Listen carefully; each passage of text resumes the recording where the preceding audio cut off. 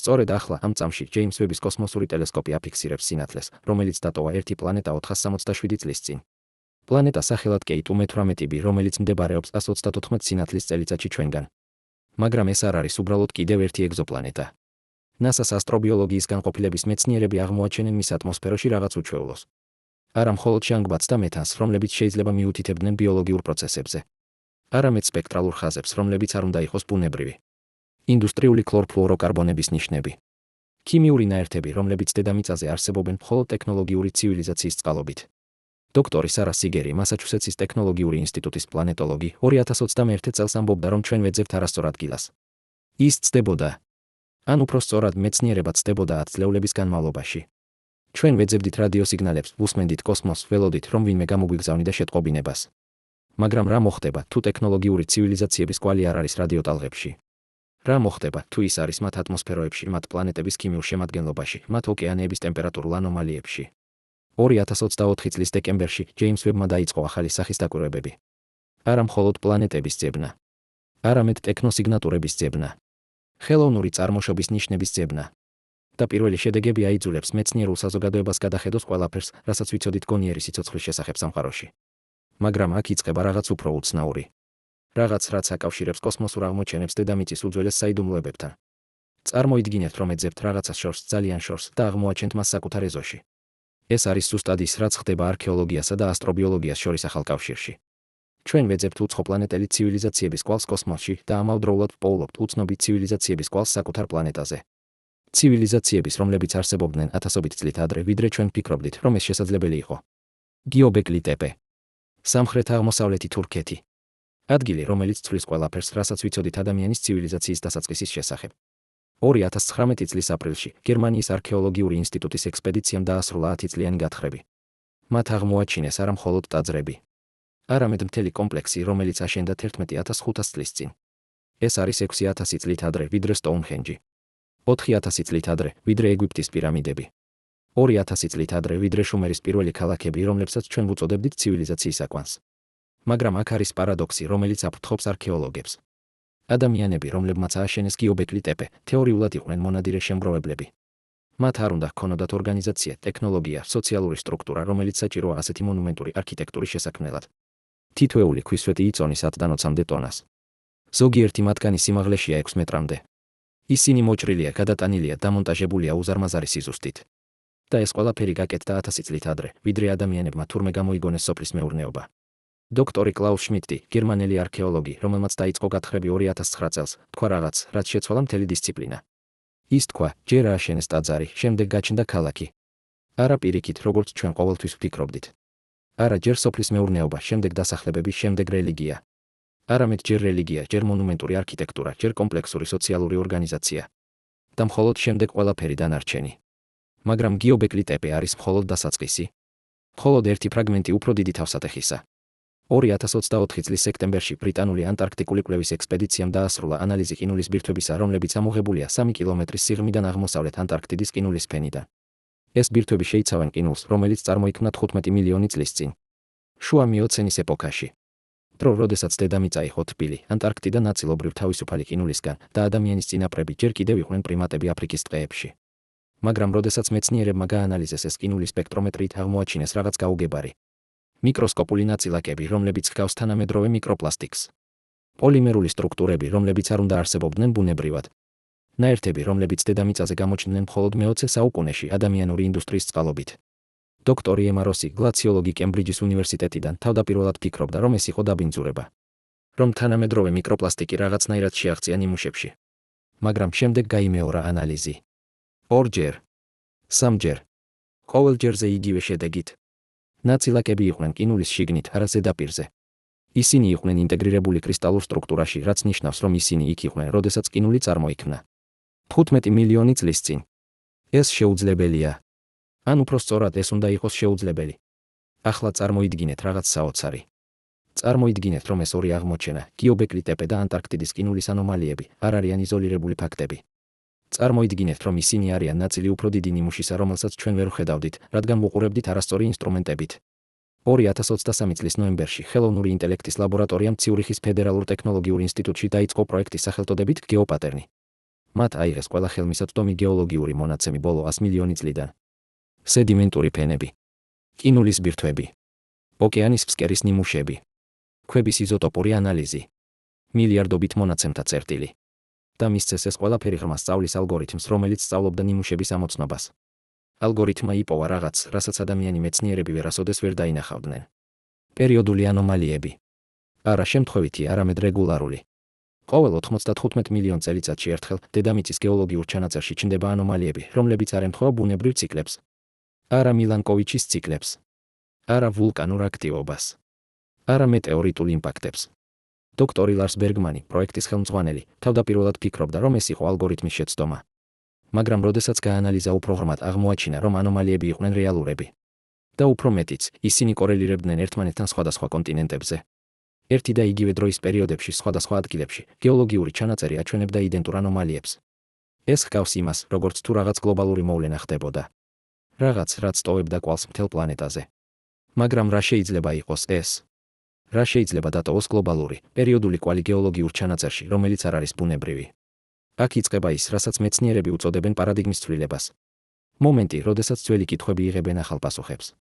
2025 წლის იანვარში NASA-მ ოფიციალურად დააფუძნა ახალი განყოფილება, პლანეტარული ტექნოსიგნატურების ლაბორატორია. არა უცხო პლანეტელების ძებნისთვის. არამედ ტექნოლოგიური ცივილიზაციების კვალის ძებნისთვის, ნებისმიერი ადგილიდან, ნებისმიერი დროიდან. მათ შორის ჩვენი საკუთარი პლანეტიდან, ჩვენი საკუთარი წარსულიდან. დოქტორი ადამ ფრანკი როჩესტერის უნივერსიტეტის ასტროფიზიკოსი 2018 წელს გამოაქვეყნა სტატია, რომელმაც შეცვალა მთელი დისკუსია.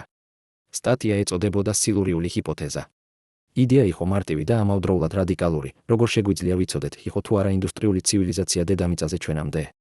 არა 1000 წლის წინ. არა მილიონი წლის წინ. არამედ 100 მილიონ წლის წინ. 200 მილიონ წლის წინ. პასუხი არის შემაშფოთებელი, ჩვენ არ ვიცოდით. ჩვენ არ გვექნებოდა გზა იმის გაგებისა. რადგან გეოლოგიური ჩანაწერი არ ინახავს ყველაფერს. ის არის ფრაგმენტული, არასრული, დამახინჯებული. 100 მილიონი წლის შემდეგ ჩვენი ქალაქები იქნებიან მტვერი. ჩვენი შენობები იქნებიან ეროზირებული. ჩვენი პლასტიკი იქნება დაშლილი. რა დარჩება? რა კვალი დატოვებს ჩვენი ცივილიზაცია, რომელიც იქნება ამოსაცნობი 100 მილიონ წელიწადში? ფრანკმა და მისმა კოლეგებმა გამოთვალეს, დარჩება ქიმიური ანომალიები, იზოტოპური ანომალიები, კარბონის ციკლის დარღვევები, ოკეანის მჟავიანობის ცვლილებები, ზუსტად ის ტიპის ანომალიები, რომლებსაც ახლა ვხედავთ გეოლოგიურ ჩანაწერში. ზუსტად ის ტიპის ანომალიები, რომლებსაც ხელოვნური ინტელექტი პოულობს თავის ანალიზში. მაგრამ ეს ყველაფერი იყო თეორია. სანამ არ დაიწყო ახალი აღმოჩენები. 2024 წლის ივლისში იაპონიის საოკეანო დედამიწის მეცნიერებისა და ტექნოლოგიის სააგენტომ გამოაქვეყნა შედეგები ექსპედიციისა, რომელიც იკვლევდა მარიანას ხეობის ფსკერს. 11 კილომეტრის სიღრმეზე ყველაზე ღრმა ადგილი ოკეანეში, მათ აიღეს სედიმენტის ნიმუშები, რომლებიც თარიღდება 90 მილიონი წლით. ამ სედიმენტებში აღმოაჩინეს მიკროსკოპული სფეროები. პერფექტული სფეროები, რომლებიც შედგება ტიტანის შენადნობისგან, რომელიც არ არსებობს ბუნებრივად. თითოეული სფერო არის 50 მიკრონი დიამეტრში. ისინი არიან იდენტურები ერთმანეთის. და ისინი არიან განაწილებული სედიმენტის ფენაში, რომელიც წარმოიქმნა ძალიან მოკლე გეოლოგიური პერიოდის განმავლობაში, დაახლოებით 10,000 წლის განმავლობაში. დოქტორი ჰიროში იამადა, ექსპედიციის ხელმძღვანელი, თავდაპირველად ფიქრობდა, რომ ეს იყო დაბინძურება თანამედროვე ხომალდებიდან. მაგრამ სფეროები იყვნენ ღრმად სედიმენტში, არა ზედაპირზე.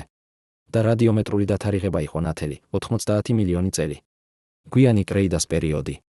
დრო, როდესაც დინოზავრები ჯერ კიდევ დომინირებდნენ დედამიწაზე. მაგრამ აქ არის ყველაზე უცნაური ნაწილი. როდესაც იამადას გუნდმა გაანალიზა სფეროების შიდა სტრუქტურა ელექტრონული მიკროსკოპით, აღმოაჩინეს, რომ ისინი არ იყვნენ მყარი. ისინი იყვნენ ღრუ. და შიგნით თითოეულ სფეროში იყო მიკროსკოპული ღრუები, რომლებიც ქმნიდნენ რეგულარულ ნიმუშს. გეომეტრიულ ნიმუშს. ეს არის ზუსტად ის ტიპის სტრუქტურა, რომელსაც ინჟინრები იყენებენ თანამედროვე მიკროტექნოლოგიაში. ღრუ სფეროები რეგულარული შიდა სტრუქტურით გამოიყენება როგორც მიკროკონტეინერები, როგორც სტრუქტურული ელემენტები, როგორც კატალიზატორის მატარებლები. მაგრამ 90 მილიონი წლის წინ ეს არ აქვს აზრი. და შემდეგ 2024 წლის ოქტომბერში გიობეკლი ტეპეში მოხდა რაღაც, რამაც შეცვალა ყველაფერი, რასაც ვიცოდით ამ ადგილის შესახებ. თურქული და გერმანული არქეოლოგების ერთობლივმა ექსპედიციამ დაიწყო გათხრები უფრო ღრმა ფენებში, ქვემოთ ყველა ადრე აღმოჩენილი სტრუქტურისა. და 10 მეტრის სიღრმეზე ისინი იპოვეს რაღაც, რაც არ უნდა იყოს იქ. კიდევ ერთი ფენა. კიდევ ერთი კომპლექსი. მაგრამ ეს არ იყო 11,500 წლის. რადიოკარბონული დათარიღება აჩვენა რაღაც შეუძლებელს, 16,000 წელი. 4,500 წლით უფრო ძველი, ვიდრე ყველაზე ძველი ცნობილი სტრუქტურები. მაგრამ ეს არ იყო ყველაზე შოკისმომგვრელი. ყველაზე შოკისმომგვრელი იყო ის, რომ ეს ღრმა ფენა იყო უფრო განვითარებული. არა ნაკლებად. უფრო. ქვის დამუშავება იყო უფრო სოფისტიკური. არქიტექტურული დიზაინი იყო უფრო კომპლექსური. ორნამენტები იყვნენ უფრო დეტალური. ეს არღვევს ყველა წესს, რომელსაც ჩვენ ვიცით ტექნოლოგიური განვითარების შესახებ. ტექნოლოგია უნდა პროგრესირებდეს დროთა განმავლობაში, არა რეგრესირებდეს. მაგრამ აქ, გიობეკლი ტეპეში, ჩვენ ვხედავთ საპირისპიროს. ყველაზე ძველი ფენა არის ყველაზე განვითარებული. და თითოეული შემდგომი ფენა არის ნაკლებად სოფისტიკური. დოქტორი მეჰმედ ოზდოგანი, სტამბულის უნივერსიტეტის არქეოლოგი, ამბობს, ეს ჰგავს იმას, როგორც თუ ვიღაც იცოდა როგორ ააშენოს რაღაც საოცარი და შემდეგ ეს ცოდნა თანდათან დაიკარგა. როგორც თუ ცივილიზაცია არ იყო აღმავალი, არამედ დაღმავალი. როგორც თუ ჩვენ ვხედავთ არა დასაწყისს, არამედ დასასრულს. ახლა დაუბრუნდეთ კოსმოსს. დაუბრუნდეთ კეით U-18B-ს და მის უცნაურ ატმოსფეროს. 2025 წლის იანვარში NASA-ს ასტრობიოლოგიის გუნდმა გამოაქვეყნა სრული ანალიზი ჯეიმს ვების მონაცემებისა.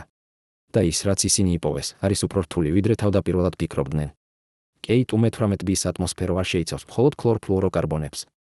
ის შეიცავს მთელ კომპლექსს ქიმიური ნაერთებისა, რომლებიც ყველა მიუთითებს ინდუსტრიულ აქტივობაზე. მაგრამ არა თანამედროვე ინდუსტრიულ აქტივობაზე. არამედ რაღაც სხვაზე. სპექტრალური ხაზები აჩვენებენ, რომ ეს ნაერთები არიან ძველი. ძალიან ძველი. ატმოსფერული მოდელირება მიუთითებს, რომ ისინი იქ არიან უკვე რამდენიმე ათასი წლის განმავლობაში. შესაძლოა 10,000 წლის განმავლობაში. ეს ნიშნავს, რომ თუ ეს მართლაც არის ტექნოსიგნატურები, მაშინ ცივილიზაცია, რომელმაც შექმნა ისინი, ან გაქრა, ან შეცვალა თავისი ტექნოლოგია დიდი ხნის წინ. დოქტორი ლიზა კალტენეგერი, კორნელის უნივერსიტეტის ასტრონომი, ამბობს, ჩვენ შეიძლება ვუყურებთ არა აქტიურ ცივილიზაციას, არამედ ცივილიზაციის ნარჩენებს. ატმოსფერულ არქეოლოგიას. კვალს იმისა, რაც ოდესღაც იყო, მაგრამ აღარ არის. და აქ არის კავშირი, რომელიც აიძულებს მეცნიერებს გადახედონ ყველაფერს. თუ ჩვენ შეგვიძლია ვიპოვოთ ტექნოლოგიური ცივილიზაციების კვალი სხვა პლანეტების ატმოსფეროებში ათასობით წლის შემდეგ, რატომ არ შეგვიძლია ვიპოვოთ იგივე კვალი ჩვენს საკუთარ პლანეტაზე მილიონობით წლის შემდეგ? თუ ჩვენ ვეძებთ ტექნოსიგნატურებს კოსმოსში, რატომ არ უნდა ვეძებოთ ისინი დროშიც? რატომ არ უნდა ვეძებოთ ისინი ჩვენს საკუთარ გეოლოგიურ ჩანაწერში? და აქ შემოდის ხელოვნური ინტელექტი. ინსტრუმენტი, რომელიც ცვლის მეცნიერების თავად ბუნებას. 2024 წლის დეკემბერში Google-ის DeepMind-ის ლაბორატორიამ გამოუშვა ახალი ვერსია თავისი AlphaFold სისტემისა. მაგრამ ამჯერად არა პროტეინების სტრუქტურის პროგნოზირებისთვის. არამედ გეოლოგიური ნიმუშების ამოცნობისთვის. სისტემას ეწოდება GeoAlpha. და მისი შესაძლებლობები არის შემაშფოთებელი. მას შეუძლია გაანალიზოს გეოლოგიური მონაცემები 1000-ჯერ უფრო სწრაფად, ვიდრე ადამიანს. მას შეუძლია იპოვოს ნიმუშები, რომლებსაც ადამიანი ვერასოდეს ვერ დაინახავს. მას შეუძლია დააკავშიროს მონაცემები სხვადასხვა წყაროებიდან და იპოვოს კორელაციები, რომლებიც უხილავია ინდივიდუალური ანალიზისთვის. და როდესაც GeoAlpha-ს მისცეს წვდომა ყველა ხელმისაწვდომ გეოლოგიურ მონაცემებზე ბოლო 200 მილიონ წელიწადში, მან იპოვა რაღაც, რაც შეცვალა თამაში. მან იპოვა არა ერთი, არამედ 5 პერიოდი, როდესაც გეოლოგიური ჩანაწერი აჩვენებს ანომალიებს, რომლებიც ემთხვევა ტექნოლოგიური აქტივობის სიგნატურას. 5 პერიოდი ბოლო 200 მილიონ წელიწადში. თითოეული გრძელდება დაახლოებით 10-დან 30,000 წლამდე. თითოეული ტოვებს იდენტურ ტიპის კვალს, კარბონის ციკლის დარღვევები, იზოტოპური ანომალიები, ქიმიური ნაერთები, რომლებიც არ უნდა არსებობდნენ ბუნებრივად. ყველაზე ბოლო ამ პერიოდებიდან დასრულდა დაახლოებით 12,000 წლის წინ. ზუსტად იმ დროს, როდესაც გიობეკლი ტეპე აშენდა. ზუსტად იმ დროს, როდესაც ოფიციალური ისტორიის მიხედვით, ადამიანები ჯერ კიდევ იყვნენ მონადირე შემგროვებლები. ეს ყველაფერი ქმნის ახალ კითხვებს. კითხვებს, რომლებიც 2 წლის წინ ჩანდნენ როგორც სამეცნიერო ფანტასტიკა, მაგრამ ახლა ხდებიან ლეგიტიმური სამეცნიერო კვლევის თემები. პირველი კითხვა, შესაძლებელია თუ არა, რომ ტექნოლოგიური ცივილიზაციები არსებობდნენ დედამიწაზე ჩვენამდე? არ 1000 წლის წინ, არამედ მილიონობით წლის წინ. და თუ ასეა, რატომ არ გვაქვს უფრო მეტი მტკიცებულება? პასუხი შეიძლება იყოს მარტივი, რადგან ჩვენ არ ვეძებდით. რადგან ჩვენ არ ვიცოდით, რას ვეძებდით. რადგან ჩვენი ინსტრუმენტები არ იყო საკმარისად მგრძნობიარე. მაგრამ ახლა ხელოვნური ინტელექტის დახმარებით ჩვენ ვიწყებთ ძებნას სწორი ადგილებიდან.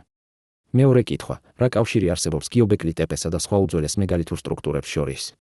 რატომ ხედავთ მსგავს არქიტექტურულ ტექნიკებს სხვადასხვა კონტინენტებზე, სხვადასხვა კულტურებში, რომლებსაც თურმე არ ჰქონდათ კონტაქტი ერთმანეთთან? მესამე კითხვა, თუ ჩვენ პოულობთ ტექნოსიგნატურებს ეგზოპლანეტების ატმოსფეროებში, რას გვეუბნება ეს ტექნოლოგიური ცივილიზაციების სიცოცხლის ხანგრძლივობის შესახებ?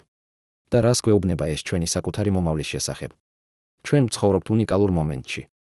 მომენტში, როდესაც სამი განსხვავებული სამეცნიერო დისციპლინა, ასტრობიოლოგია, არქეოლოგია და გეოლოგია, იწყებენ კონვერგენციას.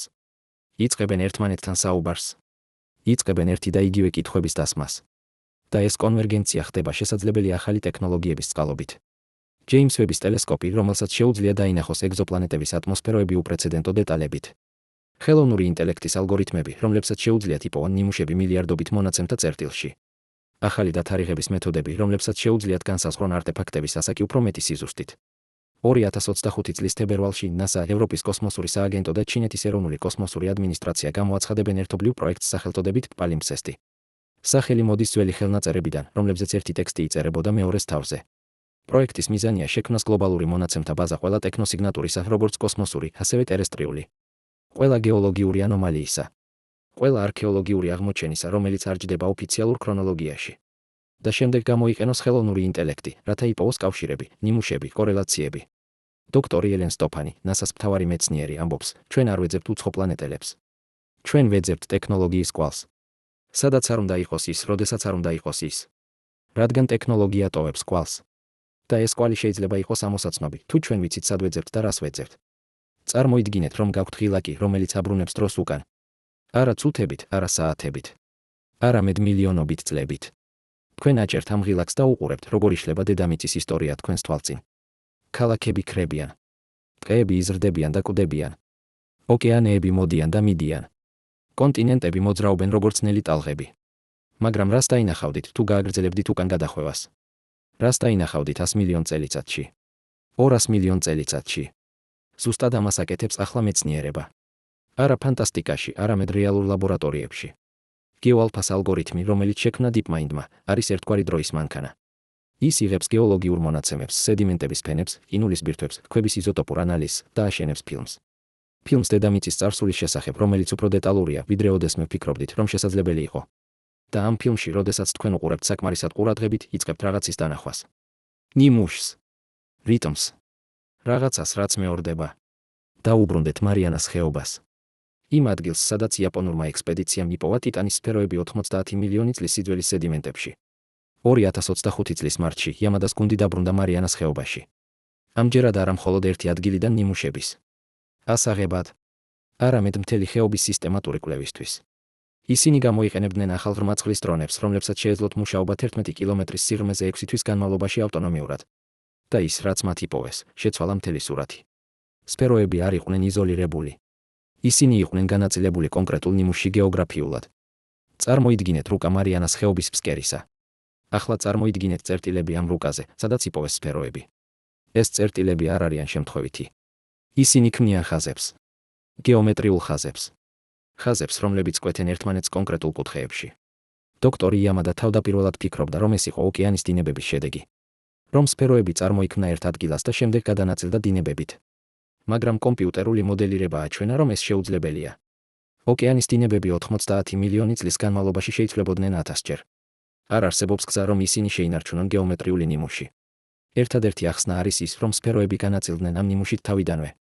რომ ვინმე ან რამემ განათავსა ისინი ამ კონკრეტულ ადგილებში. მაგრამ ვინ და რატომ? უფრო მეტიც, როდესაც გუნდმა გაანალიზა სფეროების ქიმიური შემადგენლობა უფრო დეტალურად, აღმოაჩინეს რაღაც კიდევ უფრო უცნაური. ტიტანის შენადნობი არ იყო ერთგვაროვანი. ის შეიცავდა მიკროსკოპულ ინკლუზიებს, პატარა ჩანართებს სხვა მასალებისა. და ეს ინკლუზიები იყვნენ განსხვავებული სხვადასხვა სფეროებში. წარმოიდგინეთ, რომ თქვენ აწარმოებთ მიკროჩიპებს.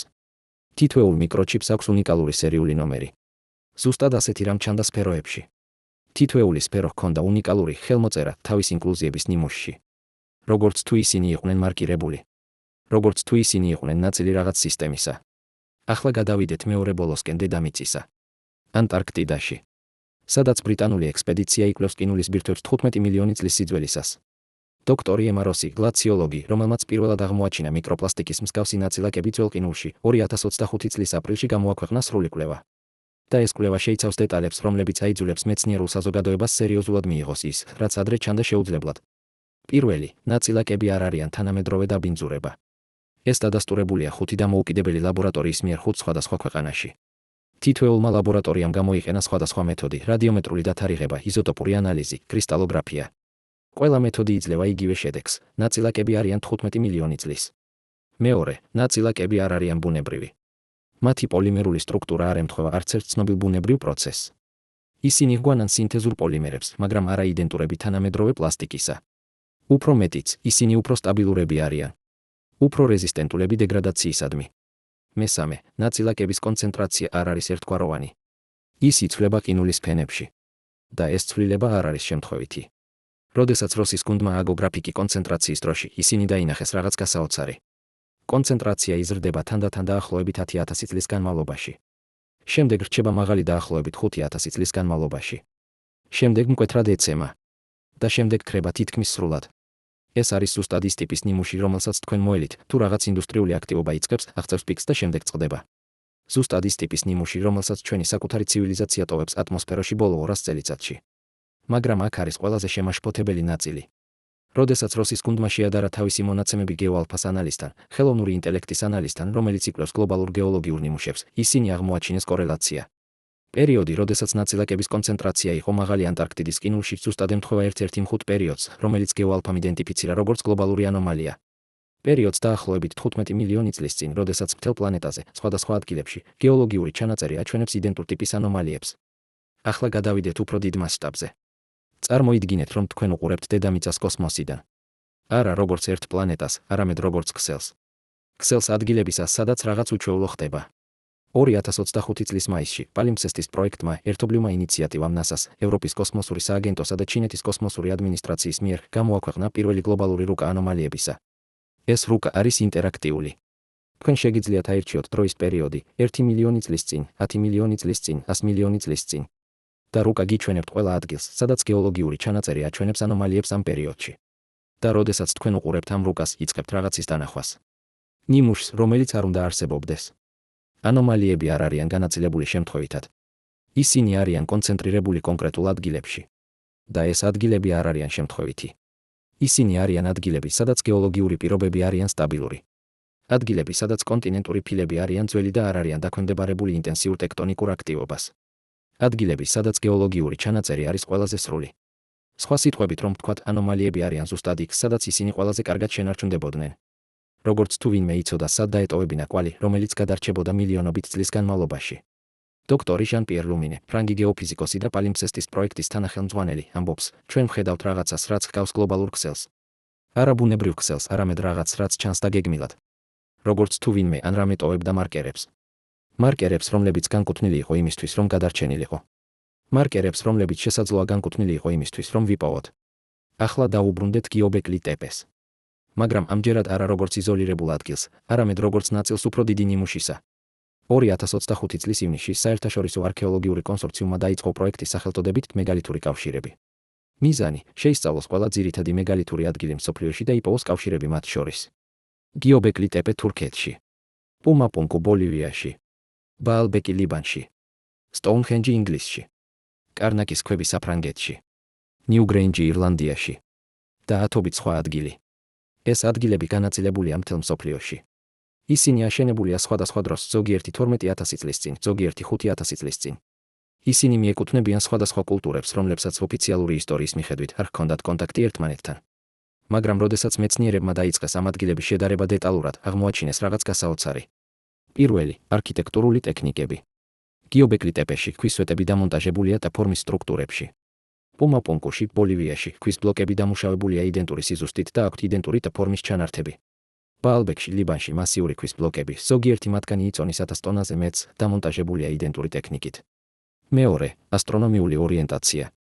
გიობეკლი ტეპეს სტრუქტურები ორიენტირებულია კონკრეტულ ვარსკვლავურ კონსტელაციებზე, როგორც ისინი გამოიყურებოდნენ 12,000 წლის წინ. სტოუნჰენჯი ორიენტირებულია მზის აყვანაზე ზაფხულის მზებუდობისას. ნიუგრეინჯი ორიენტირებულია მზის აყვანაზე ზამთრის მზებუდობისას. პუმაპუნკუ ორიენტირებულია კონკრეტულ ვარსკვლავურ სისტემებზე. მესამე, მათემატიკური პროპორციები. როდესაც არქიტექტორებმა გაანალიზეს ამ სტრუქტურების პროპორციები, აღმოაჩინეს, რომ ისინი იყენებენ იდენტურ მათემატიკურ თანაფარდობებს. ოქროს კვეთა, ფიბონაჩის თანმიმდევრობა. გეომეტრიული პროპორციები, რომლებიც ჩნდებიან ბუნებაში, მაგრამ რომლებიც მოითხოვენ სოფისტიკურ მათემატიკურ ცოდნას მათი გამოსაყენებლად არქიტექტურაში. დოქტორი ანდრეა ბარტოლი, იტალიელი არქიტექტორი და არქეოასტრონომი, ამბობს, ეს არ შეიძლება იყოს დამთხვევა. როდესაც თქვენ ხედავთ იდენტურ ტექნიკებს, იდენტურ პროპორციებს, იდენტურ ასტრონომიულ ცოდნას სხვადასხვა კონტინენტებზე, სხვადასხვა კულტურებში, რომლებსაც თურმე არ ჰქონდათ კონტაქტი, ეს მიუთითებს რაღაც საერთოზე. საერთო წყაროზე. საერთო ცოდნაზე. მაგრამ აქ ჩვენ უნდა გავაკეთოთ პაუზა და ვისაუბროთ სკეპტიციზმზე. რადგან მეცნიერება არ არის მხოლოდ აღმოჩენების შესახებ. ის არის ასევე კითხვების დასმის შესახებ. ალტერნატიული ახსნების ძებნის შესახებ. 2025 წლის ივლისში ბერლინში გაიმართა საერთაშორისო კონფერენცია სახელწოდებით ტექნოსიგნატურები და გეოლოგიური ჩანაწერი. კონფერენციაზე მოხსენებები გააკეთეს როგორც მხარდამჭერებმა ახალი იდეებისა, ასევე სკეპტიკოსებმა. დოქტორი მაიკლ შერმერი, ამერიკელი მეცნიერი და ცნობილი სკეპტიკოსი, წარმოადგინა მოხსენებას სახელწოდებით ექსტრაორდინალური პრეტენზიები მოითხოვს ექსტრაორდინალურ მტკიცებულებებს. მისი არგუმენტები იყო ნათელი და ლოგიკური. პირველი არგუმენტი: ანომალიები შეიძლება იყოს ბუნებრივი. გეოლოგიური პროცესები არიან კომპლექსური და არასრულად გაგებული. ის, რაც ჩანს როგორც ანომალია, შეიძლება იყოს უბრალოდ იშვიათი, მაგრამ ბუნებრივი მოვლენა, რომელსაც ჩვენ ჯერ არ ვესმით. მეორე არგუმენტი: კორელაცია არ ნიშნავს კაუზაციას. თუნდაც თუ ანომალიები ემთხვევა დროში და სივრცეში, ეს არ ნიშნავს, რომ ისინი დაკავშირებულია. შესაძლოა ისინი არიან დამოუკიდებელი მოვლენები, რომლებიც უბრალოდ ემთხვევა. მესამე არგუმენტი: ადამიანური ტვინი არის ნიმუშების ამოცნობის მანქანა. ჩვენ ვხედავთ ნიმუშებს ყველგან, თუნდაც იქ, სადაც ისინი არ არსებობენ. ეს არის ცნობილი კოგნიტური მიკერძოება, რომელსაც ეწოდება პარეიდოლია. ეს არის ლეგიტიმური არგუმენტები.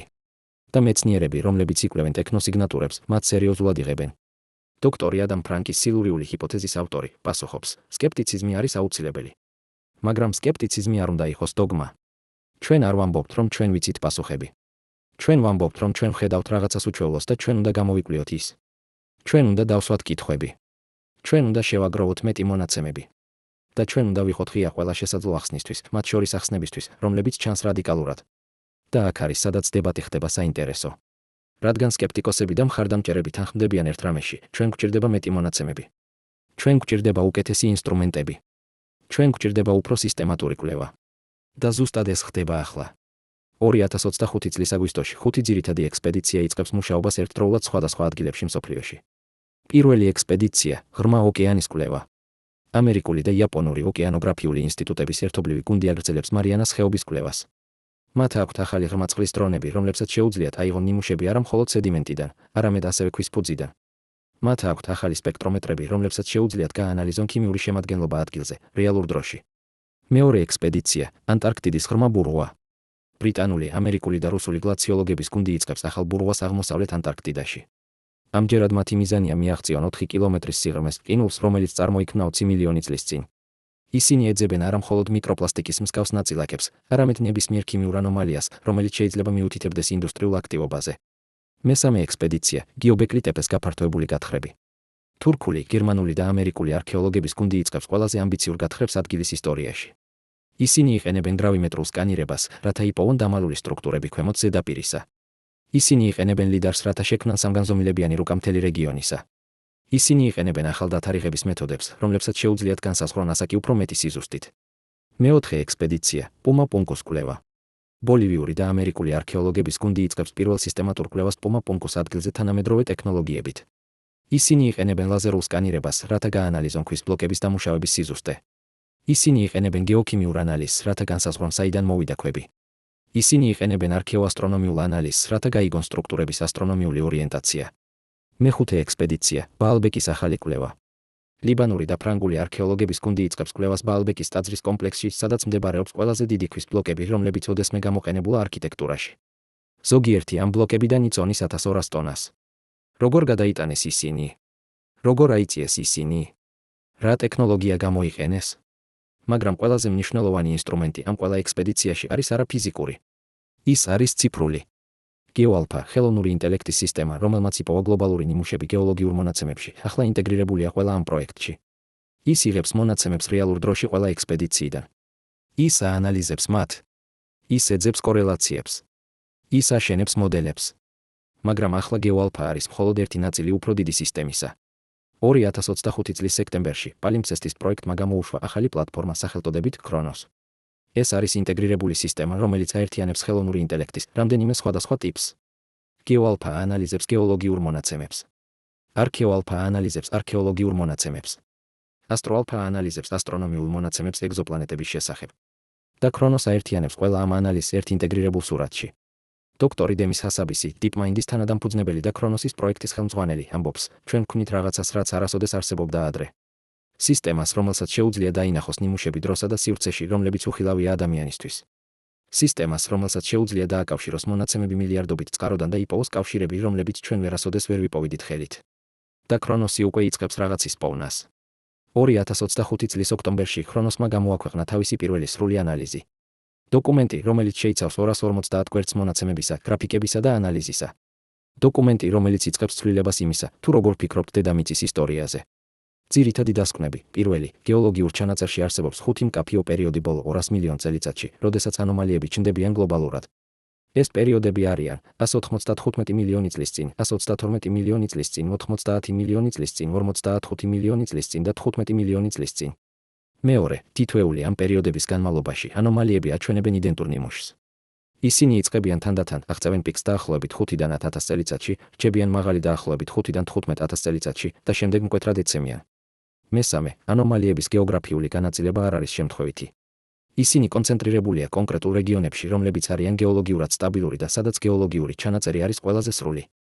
მეოთხე, ანომალიების ქიმიური სიგნატურა ემთხვევა იმას, რასაც ჩვენ მოველით ინდუსტრიული აქტივობისგან. კარბონის ციკლის დარღვევები, იზოტოპური ანომალიები, სინთეზური ნაერთების კვალი. მეხუთე, ყველაზე ბოლო ამ პერიოდებიდან 15 მილიონი წლის წინ კორელირებს ანტარქტიდის ყინულის ანომალიებთან და მარიანას ხეობის ტიტანის სფეროებთან. მაგრამ აქ არის ყველაზე შემაშფოთებელი დასკვნა. ქრონოსმა იპოვა კიდევ ერთი პერიოდი ანომალიებისა. პერიოდი, რომელიც არ შედის ამ ხუთში. პერიოდი, რომელიც არის ბევრად უფრო ახლო ჩვენთან. ეს პერიოდი იწყება დაახლოებით 15000 წლის წინ. ის აღწევს პიკს დაახლოებით 12000 წლის წინ. და ის მკვეთრად ეცემა დაახლოებით 10000 წლის წინ. ზუსტად იმ დროს, როდესაც გიობეკლი ტეპე აშენდა. ზუსტად იმ დროს, როდესაც ოფიციალური ისტორიის მიხედვით ადამიანები ჯერ კიდევ იყვნენ მონადირე შემგროვებლები. ზუსტად იმ დროს, როდესაც რაღაც მოხდა, რამაც შეცვალა ადამიანის ისტორიის კურსი. და ახლა დაუბრუნდეთ კოსმოსს. დაუბრუნდეთ კეიტ 18b-ს ეგზოპლანეტას 134 სინათლის წელიწადში, რომლის ატმოსფერო აჩვენებს ტექნოსიგნატურების ნიშნებს. 2025 წლის ნოემბერში ჯეიმს ვების ტელესკოპმა დაასრულა 6 თვიანი დაკვირვება კეიტ 18b-ზე. და ახალი მონაცემები ამატებს დეტალებს, რომლებიც ხდიან სურათს უფრო რთულს და უფრო საინტერესოს. პირველი, ქლორფლუოროკარბონები არ არიან ერთადერთი ინდუსტრიული ნაერთები ატმოსფეროში. ახალი სპექტრალური ანალიზი აჩვენებს კიდევ რამდენიმე ნაერთს, რომლებიც ყველა მიუთითებს ტექნოლოგიურ აქტივობაზე.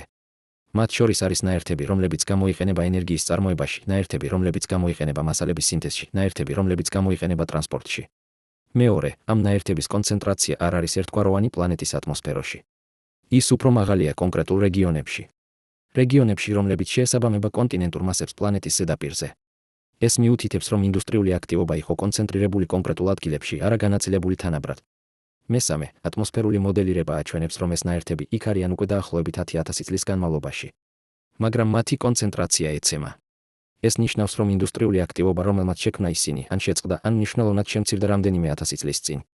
მეოთხე, პლანეტის ზედაპირის ინფრაწითელი სკანირება აჩვენებს ანომალიებს, რომლებიც შეიძლება იყოს სტრუქტურები. დიდი სტრუქტურები, რომლებიც ჩანან როგორც გეომეტრიული ფორმები ზედაპირზე. მაგრამ რეზოლუცია არ არის საკმარისად მაღალი, რათა დადასტურდეს ეს. დოქტორი ლიზა კალტენეგერი, კორნელის უნივერსიტეტის ასტრონომი, ამბობს, ჩვენ შეიძლება ვუყურებთ პლანეტას, სადაც ტექნოლოგიური ცივილიზაცია არსებობდა 10000 წლის წინ და შემდეგ გაქრა ან შეიცვალა. ჩვენ შეიძლება ვუყურებთ ატმოსფერულ არქეოლოგიას. კვალს იმისა, რაც ოდესღაც იყო. და აქ არის კავშირი, რომელიც აიძულებს მეცნიერებს დაფიქრდნენ. თუ ტექნოლოგიური ცივილიზაცია კეიტ 18b-ზე გაქრა ან შეიცვალა 10000 წლის წინ, ეს ზუსტად ემთხვევა დროს, როდესაც რაღაც მოხდა დედამიწაზე. დროს, როდესაც გიობეკლი ტეპე აშენდა. დროს, როდესაც ადამიანის ცივილიზაცია თურმე დაიწყო. ეს შეიძლება იყოს დამთხვევა. მაგრამ ეს ასევე შეიძლება იყოს რაღაც სხვა. რაღაც, რაც მიუთითებს უფრო ღრმა ნიმუშზე. ნიმუშზე, რომელიც აკავშირებს ტექნოლოგიურ ცივილიზაციებს დროსა და სივრცეში. ეს ყველაფერი იწვევს ახალ თეორიებს. თეორიებს, რომლებიც 2 წლის წინ ჩანდნენ როგორც სამეცნიერო ფანტასტიკა, მაგრამ ახლა იწყებენ ლეგიტიმურ სამეცნიერო დისკუსიას. ერთი თეორია არის ციკლური ცივილიზაციების თეორია. იდეა არის ის, რომ ტექნოლოგიური ცივილიზაციები არ არიან უნიკალური მოვლენები. ისინი არიან ციკლური. ისინი ჩნდებიან, ვითარდებიან, აღწევენ პიკს და შემდეგ ეცემიან ან იცვლებიან. და ეს ციკლი მეორდება. დედამიწაზე ეს ციკლი შეიძლება განმეორდეს ყოველ 95 მილიონ წელიწადში ერთხელ. ან შესაძლოა უფრო ხშირად. ან შესაძლოა ნაკლებად ხშირად. ჩვენ არ ვიცით. მაგრამ თუ ეს თეორია სწორია, მაშინ ჩვენ არ ვართ პირველი ტექნოლოგიური ცივილიზაცია დედამიწაზე. ჩვენ შეიძლება ვიყოთ მე-6, ან მე-7, ან მე-10. და თუ ეს სწორია დედამიწისთვის, ეს შეიძლება იყოს სწორი სხვა პლანეტებისთვისაც. კეიტ 18b-ზე ჩვენ შეიძლება ვუყურებთ არა პირველ ცივილიზაციას, არამედ ერთ-ერთს ბევრიდან. ცივილიზაციას, რომელიც ახლა არის დაცემის ფაზაში ან ტრანსფორმაციის ფაზაში. დოქტორი კალებ შარფი, ჰარვარდის ასტროფიზიკოსი ამბობს, თუ ტექნოლოგიური ცივილიზაციები არიან ციკლური, ეს ცვლის ყველაფერს, რასაც ვიცით ფერმის პარადოქსის შესახებ. ფერმის პარადოქსი ეკითხება, სად არიან ყველა? თუ სამყარო ასე დიდია, რატომ არ ვხედავთ მტკიცებულებას უცხოპლანეტელი ცივილიზაციებისა? მაგრამ თუ ცივილიზაციები არიან ციკლური, თუ ისინი ჩნდებიან და ქრებიან, მაშინ პასუხი შეიძლება იყოს მარტივი. ჩვენ არ ვხედავთ მათ, რადგან ჩვენ არ ვუყურებთ სწორ დროს. ან ჩვენ ვხედავთ მათ, მაგრამ ვხედავთ მხოლოდ მათ კვალს, არა თავად მათ. ახლა დაუბრუნდეთ დიდ სურათს. დაუბრუნდეთ ყველა იმ აღმოჩენას, რომელიც ხდება ახლა, ამ მომენტში, 2025 წლის ბოლოს. ჯეიმს ვების ტელესკოპი პოულობს ტექნოსიგნატურებს ეგზოპლანეტების ატმოსფეროებში. გეოალფა პოულობს ნიმუშებს დედამიწის გეოლოგიურ ჩანაწერში. არქეოლოგები პოულობენ ახალ ფენებს გიობეკლი ტეპეში, რომლებიც უფრო ძველია და უფრო განვითარებული, ვიდრე ოფიციალური ისტორია ამბობს, რომ შესაძლებელი იყო. ოკეანოგრაფები პოულობენ ტიტანის სფეროებს მარიანას ხეობის ფსკერზე. გლაციოლოგები პოულობენ მიკროპლასტიკის მსგავს ნაწილაკებს ანტარქტიდის ყინულში 15 მილიონი წლის სიძველისას. და ქრონოსი, ხელოვნური ინტელექტის სისტემა, აკავშირებს ყველა ამ აღმოჩენას ერთ ინტეგრირებულ სურათში. სურათში, რომელიც მიუთითებს რაღაცაზე, რაც ჩვენ ვერასოდეს ვერ ვიხილავდით ადრე. ნიმუში, რიტმი, ციკლი. ტექნოლოგიური ცივილიზაციები შეიძლება არ იყოს უნიკალური მოვლენები. ისინი შეიძლება იყოს ნაწილი უფრო დიდი ციკლისა. ციკლისა, რომელიც მეორდება დროსა და სივრცეში. ციკლისა, რომელიც აკავშირებს ჩვენ სხვა ცივილიზაციებთან, როგორც იმათ, რომლებიც არსებობდნენ დედამიწაზე ჩვენამდე, ასევე იმათ, რომლებიც არსებობენ სხვა პლანეტებზე ახლა. ეს არის რადიკალური იდეა. ეს არის იდეა, რომელიც მოითხოვს ექსტრაორდინალურ მტკიცებულებებს. მაგრამ პირველად ისტორიაში ჩვენ ვიწყებთ ამ მტკიცებულებების შეგროვებას. და ეს ყველაფერი ხდება ახლა. არა მომავალში. არა წარსულში. არამედ ახლა, ამ მომენტში, როდესაც მეცნიერება, ტექნოლოგია და ადამიანური ცნობის მოყვარეობა ერთად მოდიან, რათა დასვან კითხვები, რომლებიც ადრე ჩანდნენ შეუძლებლად. ჩვენ ვცხოვრობთ უნიკალურ დროში. დროში, როდესაც ჩვენ პირველად ვიწყებთ ძებნას არა მხოლოდ სიცოცხლის კოსმოსში, არამედ ასევე ტექნოლოგიური ცივილიზაციების კვალის ჩვენს საკუთარ წარსულში. და ეს ორი ძებნა იწყებს კონვერგენციას, იწყებს ერთმანეთთან საუბარს, იწყებს ერთი და იგივე კითხვების დასმას. და პასუხები, რომლებსაც ჩვენ ვიწყებთ პოვნას, შეიძლება შეცვალოს ყველაფერი, რასაც ვიცით ჩვენი ადგილის შესახებ სამყაროში. წარმოიდგინეთ, რომ დგახართ ლაბორატორიაში. არა ჩვეულებრივ ლაბორატორიაში, არამედ ადგილას, სადაც დროთავად ხდება ექსპერიმენტის ობიექტი. ეს არის ზუსტად ის, რაც ხდება ახლა მასაჩუსეტსის ტექნოლოგიურ ინსტიტუტში, სადაც დოქტორი სარა სიგერის გუნდი ატარებს ექსპერიმენტს, რომელიც შეიძლება შეცვალოს ყველაფერი. 2025 წლის დეკემბრის 18. დილის 9 საათი 30 წუთი. ლაბორატორიაში დგას აპარატურა, რომელიც ღირს $50 მილიონ. ეს არის სპექტრომეტრი, რომელსაც შეუძლია გაანალიზოს ატმოსფერული ნიმუშები ატომურ დონეზე. მაგრამ ამჯერად ის არ აანალიზებს ჰაერს ფანჯრის გარეთ. ის აანალიზებს ჰაერს, რომელიც ამოღებულია ანტარქტიდის ყინულიდან. ჰაერს, რომელიც იყო ამ ყინულში 15 მილიონი წლის განმავლობაში. დოქტორი სიგერი უყურებს ეკრანს, სადაც რეალურ დროში ჩნდება სპექტრალური ხაზები. თითოეული ხაზი არის ხელმოწერა. ხელმოწერა კონკრეტული მოლეკულისა, კონკრეტული ქიმიური ნაერთისა. და ის, რასაც ის ხედავს, აიძულებს მას გააჩეროს სუნთქვა. აქ არის, ამბობს ის ჩუმად. აქ არის ზუსტად ის, რასაც ვეძებდით. ეკრანზე ჩნდება სპექტრალური ხაზები, რომლებიც არ უნდა იყოს იქ. ხაზები, რომლებიც შეესაბამება ქლორფლუოროკარბონებს. იგივე ტიპის ნაერთები, რომლებიც ჯეიმს ვებმა იპოვა K2-18b ატმოსფეროში. იგივე ტიპის ნაერთები, რომლებიც დედამიწაზე არსებობენ მხოლოდ ინდუსტრიული ცივილიზაციის წყალობით. მაგრამ ეს ჰაერი არის 15 მილიონი წლის. 10 მილიონი წლით ადრე, ვიდრე პირველი ჰომინიდები გამოჩნდნენ აფრიკაში. 15 მილიონი წლით ადრე, ვიდრე ადამიანმა გამოიგონა ცეცხლი. მაგრამ სიგერი არის მეცნიერი. და მეცნიერები არ ენდობიან ერთ გაზომვას. ისინი ამოწმებენ. ისინი იმეორებენ. ისინი ეძებენ შეცდომებს. გავიმეოროთ, ამბობს ის თავის გუნდს. სრული პროტოკოლი. ახალი ნიმუში. ახალი კალიბრაცია. მომდევნო 6 საათის განმავლობაში გუნდი იმეორებს ექსპერიმენტს. არა ერთხელ. არა ორჯერ. არამედ 6ჯერ. ყოველ ჯერზე სხვადასხვა ნიმუშით ყინულიდან. ყოველ ჯერზე სხვადასხვა კალიბრაციით. ყოველ ჯერზე სხვადასხვა ოპერატორით, რათა გამოირიცხოს ადამიანური შეცდომა. და ყოველ ჯერზე შედეგი არის იგივე. სპექტრალური ხაზები ჩნდებიან ზუსტად იმავე ადგილებში. კონცენტრაცია იცვლება ოდნავ, რაც მოსალოდნელია ბუნებრივი ვარიაციებიდან, მაგრამ ხელმოწერა არის იდენტური. საღამოს 7 საათზე სიგერი აკეთებს ვიდეოზარს ციურიხში, სადაც მსგავს ექსპერიმენტს ატარებს დამოუკიდებელი გუნდი. დოქტორი ანა მიულერი, შვეიცარიელი ქიმიკოსი, ჩნდება ეკრანზე. ანა, გვაქვს დადასტურება, მიულერი კივის. გვაქვს. ჩვენი შედეგები იდენტურია თქვენისა. ქლორფლუოროკარბონები. კონცენტრაცია დაახლოებით 2 ნაწილი მილიარდში. ზუსტად ის, რასაც თქვენ იპოვეთ. და დაბინძურების შესაძლებლობა. გამორიცხული. ჩვენ გამოვიყენეთ 3 სხვადასხვა მეთოდი იზოლაციისთვის. ნიმუშები არ შეეხნენ თანამედროვე ატმოსფეროს. ნაერთები არიან ყინულის შიგნით ინტეგრირებული კრისტალურ სტრუქტურაში. სიგერი ჩუმდება რამდენიმე წამით. შემდეგ ამბობს, ეს ნიშნავს, რომ ეს რეალურია. ეს მართლაც იქ იყო 15 მილიონი წლის წინ. იმავე დღეს 10,000 კილომეტრით სამხრეთით ბოლივიის მაღალმთიან პლატოზე სხვა ტიპის ექსპერიმენტი აღწევს კულმინაციას. პუმა-პუნკო. ადგილი, რომელიც მდებარეობს 4,000 მეტრის სიმაღლეზე ზღვის დონიდან. ადგილი, რომელიც შეიცავს ქვის ბლოკებს, რომლებიც დამუშავებულია სიზუსტით, რომელიც ჩანს შეუძლებლად ძველი ინსტრუმენტებისთვის. დოქტორი კარლოს რამირესი, ბოლივიელი არქეოლოგი, დგას ერთი ასეთი ბლოკის წინ. ბლოკი, რომელიც იწონის 130 ტონას. ბლოკი, რომელიც დამუშავებულია ისე, რომ მისი ზედაპირი არის სწორი 9 მილიმეტრის სიზუსტით. ბლოკი, რომელსაც აქვს ჩანართები და ხვრელები, რომლებიც დამუშავებულია გეომეტრიული სიზუსტით. მის გვერდით დგას აპარატურა, რომელიც 2 წლის წინ არ არსებობდა. ლაზერული სკანერი, რომელსაც შეუძლია გაზომოს ზედაპირი მიკრონის სიზუსტით. სკანერი, რომელიც ქმნის სამგანზომილებიან მოდელს ბლოკისას, სადაც ყოველი დეტალი არის ხილული. დავიწყოთ სკანირება, ამბობს რამირესი. ლაზერული სხივი იწყებს მოძრაობას ბლოკის ზედაპირზე. წითელი სინათლე, რომელიც ქმნის ნიმუშს წერტილებისა. ყოველი წერტილი არის გაზომვა. ყოველი გაზომვა არის მონაცემთა წერტილი. და ყოველი მონაცემთა წერტილი ემატება მოდელს, რომელიც იზრდება კომპიუტერის ეკრანზე. 2 საათის შემდეგ სკანირება დასრულებულია. და ის, რასაც ისინი ხედავენ ეკრანზე, არის შემაშფოთებელი. ბლოკის ზედაპირი არ არის მხოლოდ სწორი. ის არის პერფექტული. სიბრტყე არის 9 მილიმეტრის სიზუსტით არასაშუალოდ, არამედ ყველგან. ყოველ წერტილში. ყოველ კვადრატულ სანტიმეტრში. მაგრამ ეს არ არის ყველაზე გასაოცარი. ყველაზე გასაოცარია ის, რომ ჩანართები და ხვრელები ბლოკში არიან დამუშავებული იდენტური სიზუსტით. და ისინი ქმნიან ნიმუშს. გეომეტრიულ ნიმუშს, რომელიც მეორდება. დოქტორი ემილი ჰარისონი, ამერიკელი ინჟინერი, რომელიც სპეციალიზირებულია სიზუსტის დამუშავებაში, ანალიზებს მონაცემებს. ის ამბობს, ეს სიზუსტე მოითხოვს არა მხოლოდ ინსტრუმენტებს. ის მოითხოვს გაზომვის სისტემას. თქვენ არ შეგიძლიათ დაამუშავოთ რაღაც 9 მილიმეტრის სიზუსტით, თუ თქვენ არ გაქვთ გზა გაზომოთ 9 მილიმეტრი. და ეს ბლოკები დამუშავებულია 2000 წელზე მეტი ხნის წინ, ოფიციალური ქრონოლოგიის მიხედვით. რამირესი კივის. მაგრამ აქ არის რაღაც კიდევ უფრო საინტერესო. ნიმუში. ჩანართების და ხვრელების ნიმუში. ის არ არის შემთხვევითი. ის არის სისტემატური. ისინი იწყებენ ანალიზს ნიმუშისა. და ის, რასაც ისინი პოულობენ, არის გასაოცარი.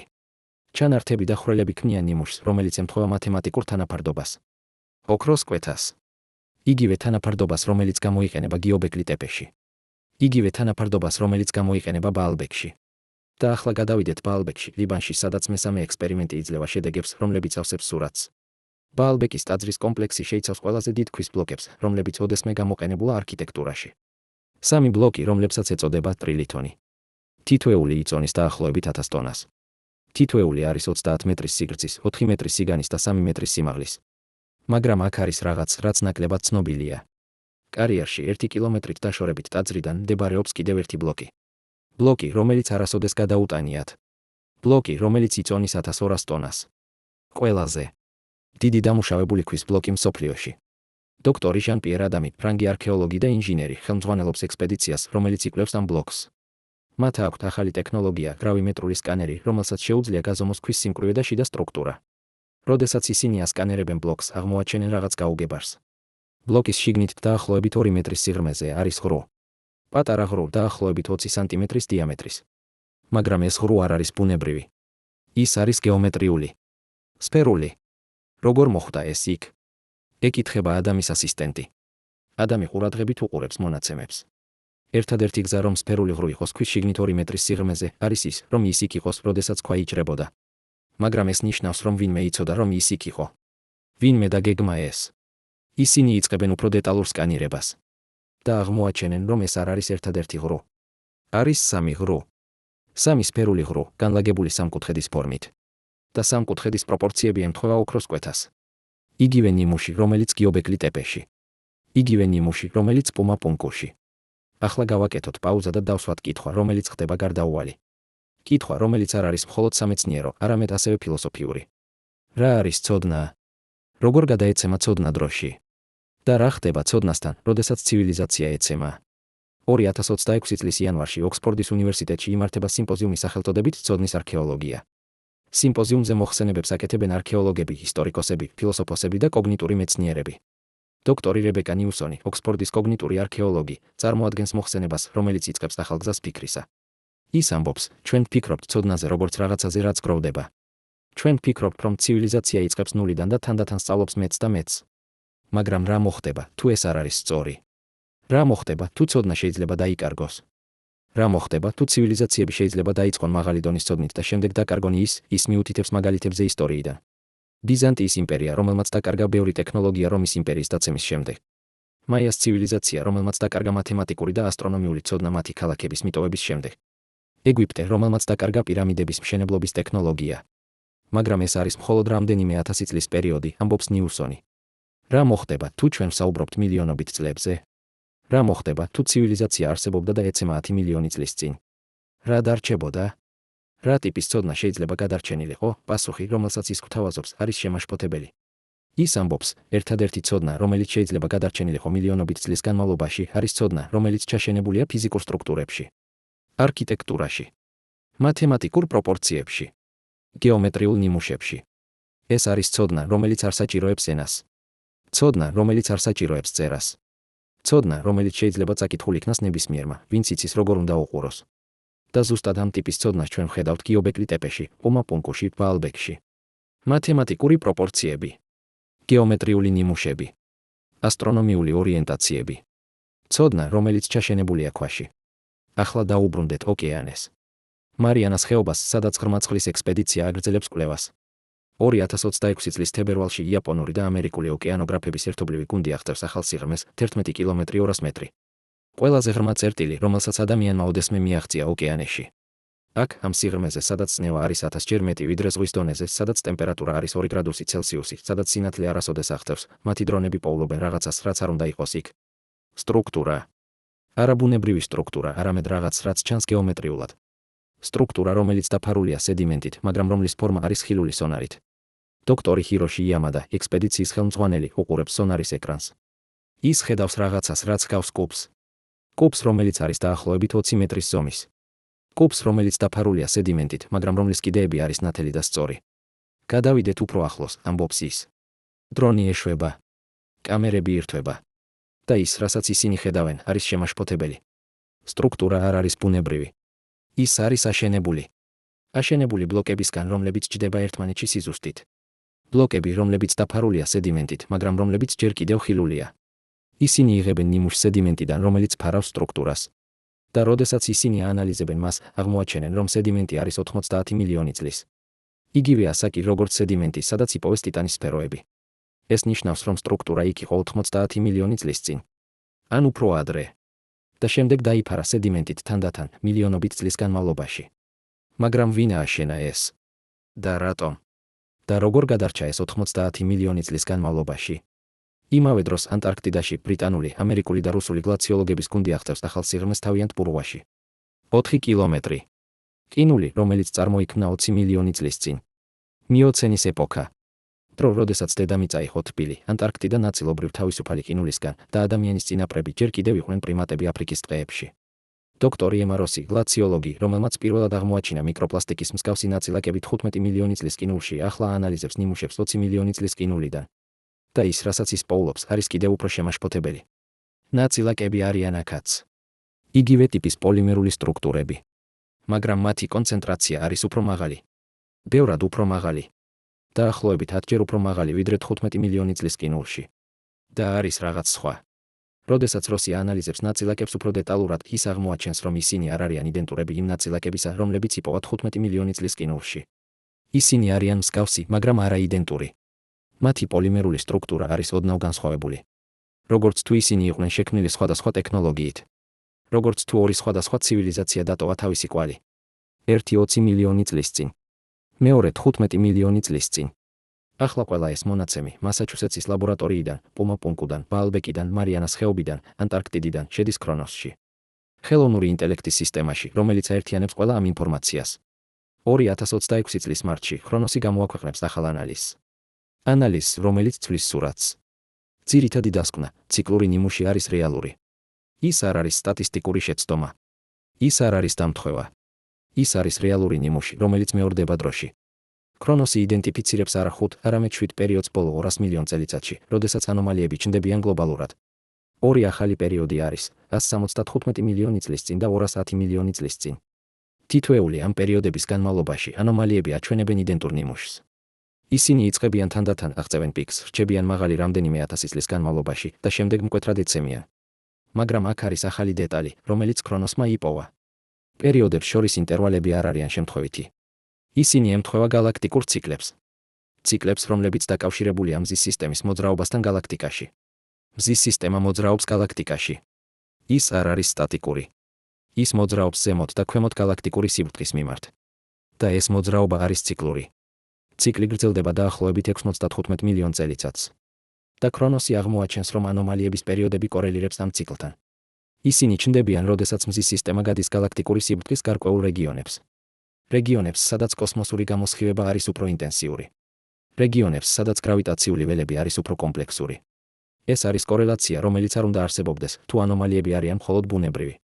მაგრამ ეს არის კორელაცია, რომელიც აქვს აზრს, თუ ანომალიები დაკავშირებულია ტექნოლოგიურ ცივილიზაციებთან. ცივილიზაციებთან, რომლებიც შესაძლოა რეაგირებენ გარე პირობებზე. პირობებზე, რომლებიც იცვლება, როდესაც მზის სისტემა მოძრაობს გალაქტიკაში. ეს ყველაფერი იწვევს რაღაცას, რაც იშვიათად ხდება მეცნიერებაში. სამეცნიერო კონსენსუსის სწრაფ ცვლილებას. 2026 წლის აპრილში Nature-ის ჟურნალი აქვეყნებს სპეციალურ გამოცემას სახელწოდებით ტექნოსიგნატურები და გეოლოგიური ჩანაწერი.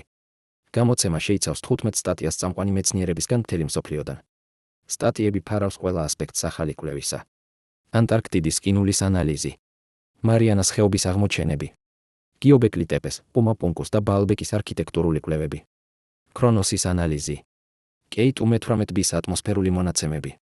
მაგრამ ყველაზე მნიშვნელოვანი არის რედაქტორული სტატია, რომელსაც წერს თავად Nature-ის მთავარი რედაქტორი. სტატია, რომელიც ამბობს, მეცნიერება უნდა იყოს ღია ახალი იდეებისთვის, თუნდაც იდეებისთვის, რომლებიც ეწინააღმდეგება ჩვენს მიმდინარე გაგებას.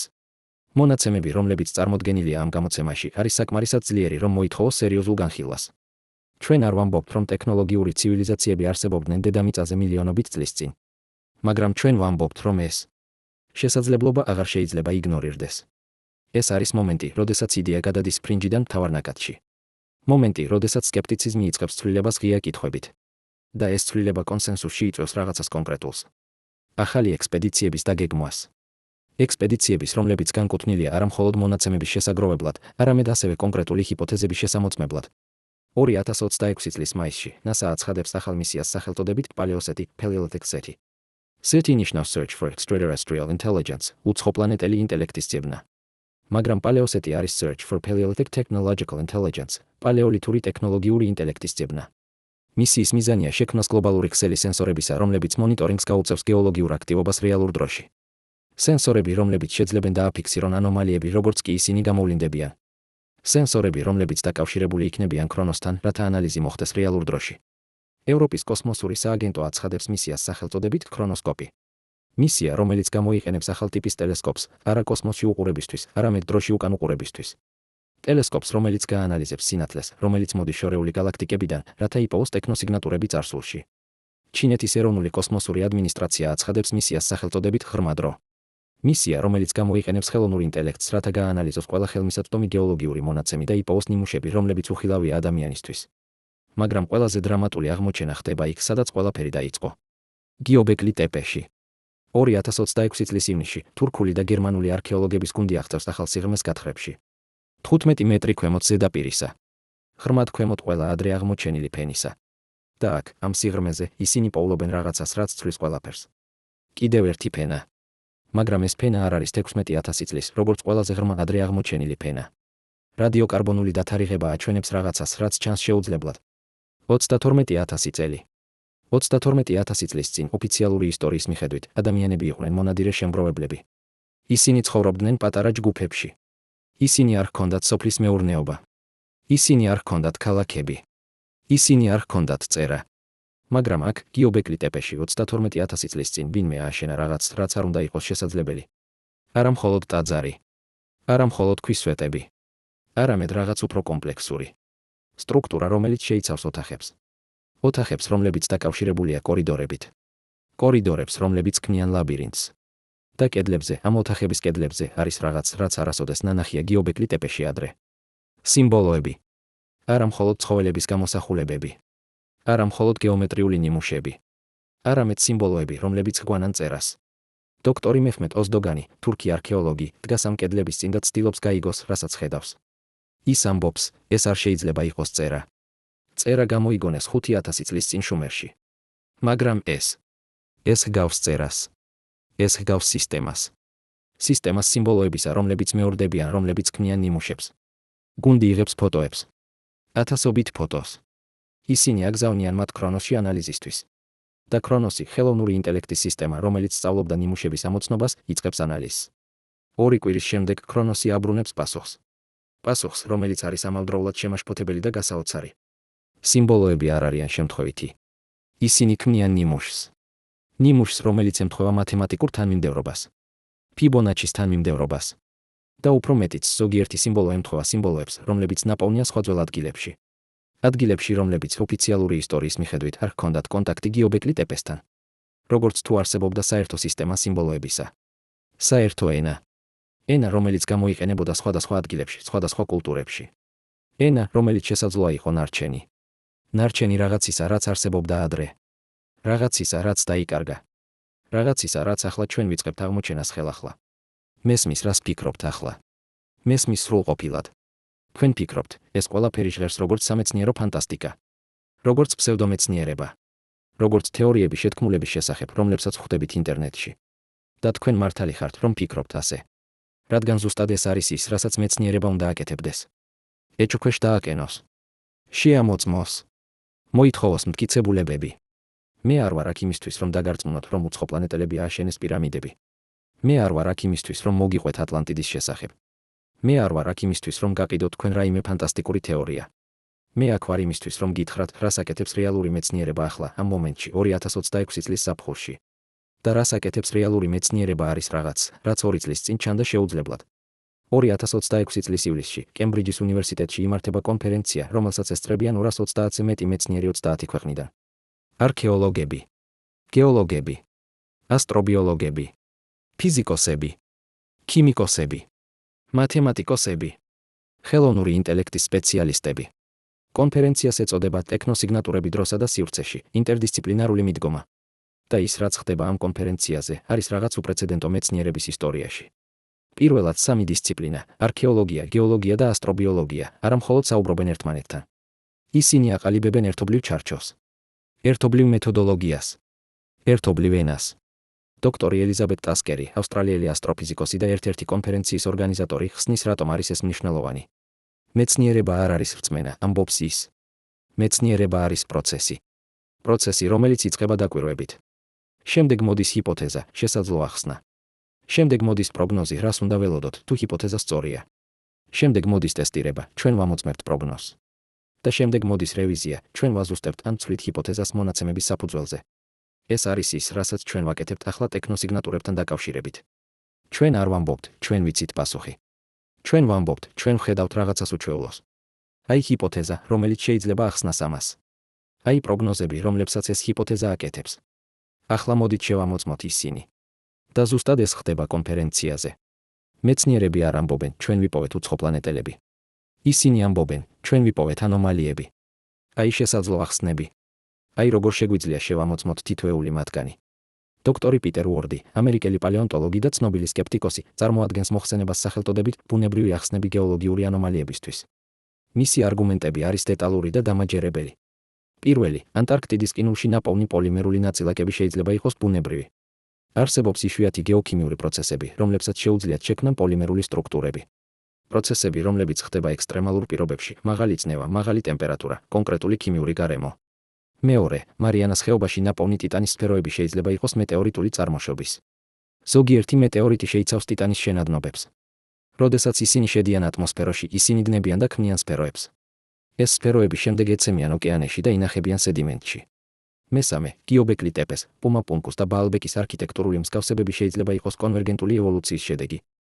როდესაც სხვადასხვა კულტურები წყვეტენ მსგავს პრობლემებს, როგორ ააშენონ სტაბილური სტრუქტურები, როგორ გადაიტანონ მძიმე ბლოკები, ისინი ხშირად მიდიან მსგავს გადაწყვეტილებებთან.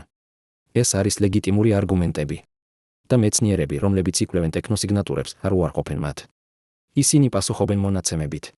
დოქტორი ემა როსი, გლაციოლოგი, რომელმაც აღმოაჩინა პოლიმერული ნაწილაკები ანტარქტიდის ყინულში, პასუხობს უორდის პირველ არგუმენტს. ჩვენ განვიხილეთ ბუნებრივი ახსნები, ამბობს ის. ჩვენ შევისწავლეთ ყველა ცნობილი გეოქიმიური პროცესი, რომელსაც შეუძლია შექმნას პოლიმერული სტრუქტურები. და არც ერთი მათგანი არ ემთხვევა იმას, რასაც ჩვენ ვხედავთ. პოლიმერების სტრუქტურა არის ძალიან სპეციფიკური. ისინი არიან ხაზოვანი, არა განშტოებული. ისინი არიან ერთგვაროვანი სიგრძით. ისინი არიან განაწილებული ყინულში ნიმუშით, რომელიც კორელირებს დროთა განმავლობაში. უფრო მეტიც ჩვენ გამოვიყენეთ მასის სპექტრომეტრია, რათა გავაანალიზოთ პოლიმერების ქიმიური შემადგენლობა. და ის, რასაც ჩვენ ვიპოვეთ, არის იზოტოპური ხელმოწერა, რომელიც არ ემთხვევა არც ერთ ცნობილ ბუნებრივ პროცესს. კარბონის იზოტოპების თანაფარდობა მიუთითებს ბიოლოგიურ წარმოშობაზე. მაგრამ არა თანამედროვე ბიოლოგიურ წარმოშობაზე. რაღაც სხვაზე. მაგრამ აქ არის რაღაც, რაც ხდის ამ კვლევას განსხვავებულს ყველა ადრინდელი კონტროვერსიული თემისგან მეცნიერებაში. ყველა მონაცემი არის ღია. ყველა მონაცემი არის ხელმისაწვდომი. ნებისმიერ მეცნიერს, ნებისმიერ ლაბორატორიას, ნებისმიერ ქვეყანაში შეუძლია ჩამოტვირთოს მონაცემები და გაიმეოროს ანალიზი. ეს არის რაღაც, რასაც ეწოდება ღია მეცნიერება. და ეს ხდება სტანდარტი ტექნოსიგნატურების კვლევაში. პალიმპსესტის პროექტმა შექმნა ღია მონაცემთა ბაზა სახელწოდებით ქრონოს არქივი. ამ ბაზაში შენახულია ყველა მონაცემი ყველა ექსპედიციიდან. ანტარქტიდის ყინულის ბირთვები, მარიანას ხეობის სედიმენტები, გიობეკლი ტეპეს არქიტექტურული სკანირებები, პუმაპუნკოს ლაზერული გაზომვები, ბაალბეკის გრავიმეტრული მონაცემები, კეიტ U18b სპექტრალური ანალიზი. ყველა მონაცემი, ყველა ანალიზი, ყველა კოდი, რომელიც გამოყენებულია ანალიზისთვის. ყველაფერი ღია, ყველაფერი ხელმისაწვდომი. და ეს ნიშნავს, რომ ნებისმიერ მეცნიერს შეუძლია შეამოწმოს შედეგები. ნებისმიერ მეცნიერს შეუძლია იპოვოს შეცდომები. ნებისმიერ მეცნიერს შეუძლია შესთავაზოს ალტერნატიული ახსნები. და ზუსტად ეს ხდება. ათობით დამოუკიდებელი გუნდი მთელი მსოფლიოდან ანალიზებს მონაცემებს. ზოგიერთი მათგანი ეთანხმება დასკვნებს. ზოგიერთი არ ეთანხმება, მაგრამ ყველა მათგანი იყენებს იგივე მონაცემებს. ყველა მათგანი იყენებს იგივე მეთოდებს. ეს არის ის, როგორც მეცნიერება უნდა მუშაობდეს. და ახლა ამ კონფერენციაზე კემბრიჯში ხდება რაღაც, რაც არასოდეს მომხდარა ადრე მეცნიერების ისტორიაში. რეალურ დროში ანალიზი, რეალურ დროში სინთეზი. ქრონოსი, ხელოვნური ინტელექტის სისტემა, დაკავშირებულია კონფერენციის დარბაზთან. დიდ ეკრანზე, რომელიც ფარავს მთელ კედელს, ჩნდება ვიზუალიზაცია. ვიზუალიზაცია, რომელიც აჩვენებს ყველა მონაცემს ერთდროულად. დედამიწის რუკა. რუკა, რომელზეც მონიშნულია ყველა ადგილი, სადაც ნაპოვნია ანომალიები. გიობეკლი ტეპე, პუმაპუნკო, ბაალბეკი, მარიანას ხეობა, ანტარქტიდა და ათობით სხვა ადგილი. თითოეულ ადგილს აქვს ფერი. ფერი, რომელიც შეესაბამება დროს. წითელი, ყველაზე ძველი ანომალიები 200 მილიონ წელზე მეტი. ნარინჯისფერი 195 მილიონი წელი. ყვითელი 175 მილიონი წელი. მწვანე 132 მილიონი წელი. ცისფერი 90 მილიონი წელი. იისფერი 55 მილიონი წელი. ვარდისფერი 15 მილიონი წელი. და შემდეგ ცალკე თეთრი წერტილები. წერტილები, რომლებიც შეესაბამება ბოლო 20,000 წლის ანომალიებს. გიობეკლი ტეპე და რამდენიმე სხვა ადგილი. დოქტორ დემის ჰასაბისი, ქრონოსის პროექტის ხელმძღვანელი, დგას ეკრანის წინ და ხსნის, რასაც ჩვენ ვხედავთ. ეს არის ყველა მონაცემი, რომელიც ჩვენ გვაქვს, ამბობს ის. ყველა ანომალია, რომელიც ნაპოვნია ბოლო 2 წლის განმავლობაში. და ახლა რეალურ დროში ქრონოსი აანალიზებს ამ მონაცემებს და ეძებს ნიმუშებს. ეკრანზე იწყება ანიმაცია. წერტილები იწყებენ მოძრაობას. ისინი იწყებენ დაჯგუფებას. ისინი იწყებენ კავშირების ფორმირებას. და ის, რასაც ჩვენ ვხედავთ, არის გასაოცარი. წერტილები არ არიან განაწილებული შემთხვევითად. ისინი ქმნიან ნიმუშს. გეომეტრიულ ნიმუშს. ნიმუშს, რომელიც მეორდება დროში. ყოველ 95 მილიონ წელიწადში ერთხელ ანომალიები ჩნდებიან იგივე ადგილებში. არა ზუსტად იგივე ადგილებში, რადგან კონტინენტები მოძრაობენ, მაგრამ იგივე ტიპის ადგილებში. სტაბილური კონტინენტური ფილები. ადგილები, სადაც გეოლოგიური ჩანაწერი არის ყველაზე სრული. მაგრამ აქ არის რაღაც კიდევ უფრო გასაოცარი. რაღაც, რაც ქრონოსმა იპოვა და რაც ახლა ის აჩვენებს პირველად. ეკრანი იცვლება. ახლა ჩვენ ვხედავთ არა დედამიწას, არამედ გალაქტიკას. ჩვენს გალაქტიკას ვარსკვლავურ ქსელს, რომელიც შეიცავს 200 მილიარდზე მეტ ვარსკვლავს. და ამ გალაქტიკაში ჩვენ ვხედავთ მზის სისტემის ტრაექტორიას. ტრაექტორიას, რომელიც აჩვენებს, როგორ მოძრაობს მზის სისტემა გალაქტიკაში ბოლო 200 მილიონ წელიწადში. მზის სისტემა არ არის სტატიკური. ის მოძრაობს. ის მოძრაობს გალაქტიკის ცენტრის გარშემო სიჩქარით 230 კილომეტრი/წამში. მაგრამ ის ასევე მოძრაობს ზემოთ და ქვემოთ გალაქტიკური სიბრტყის მიმართ.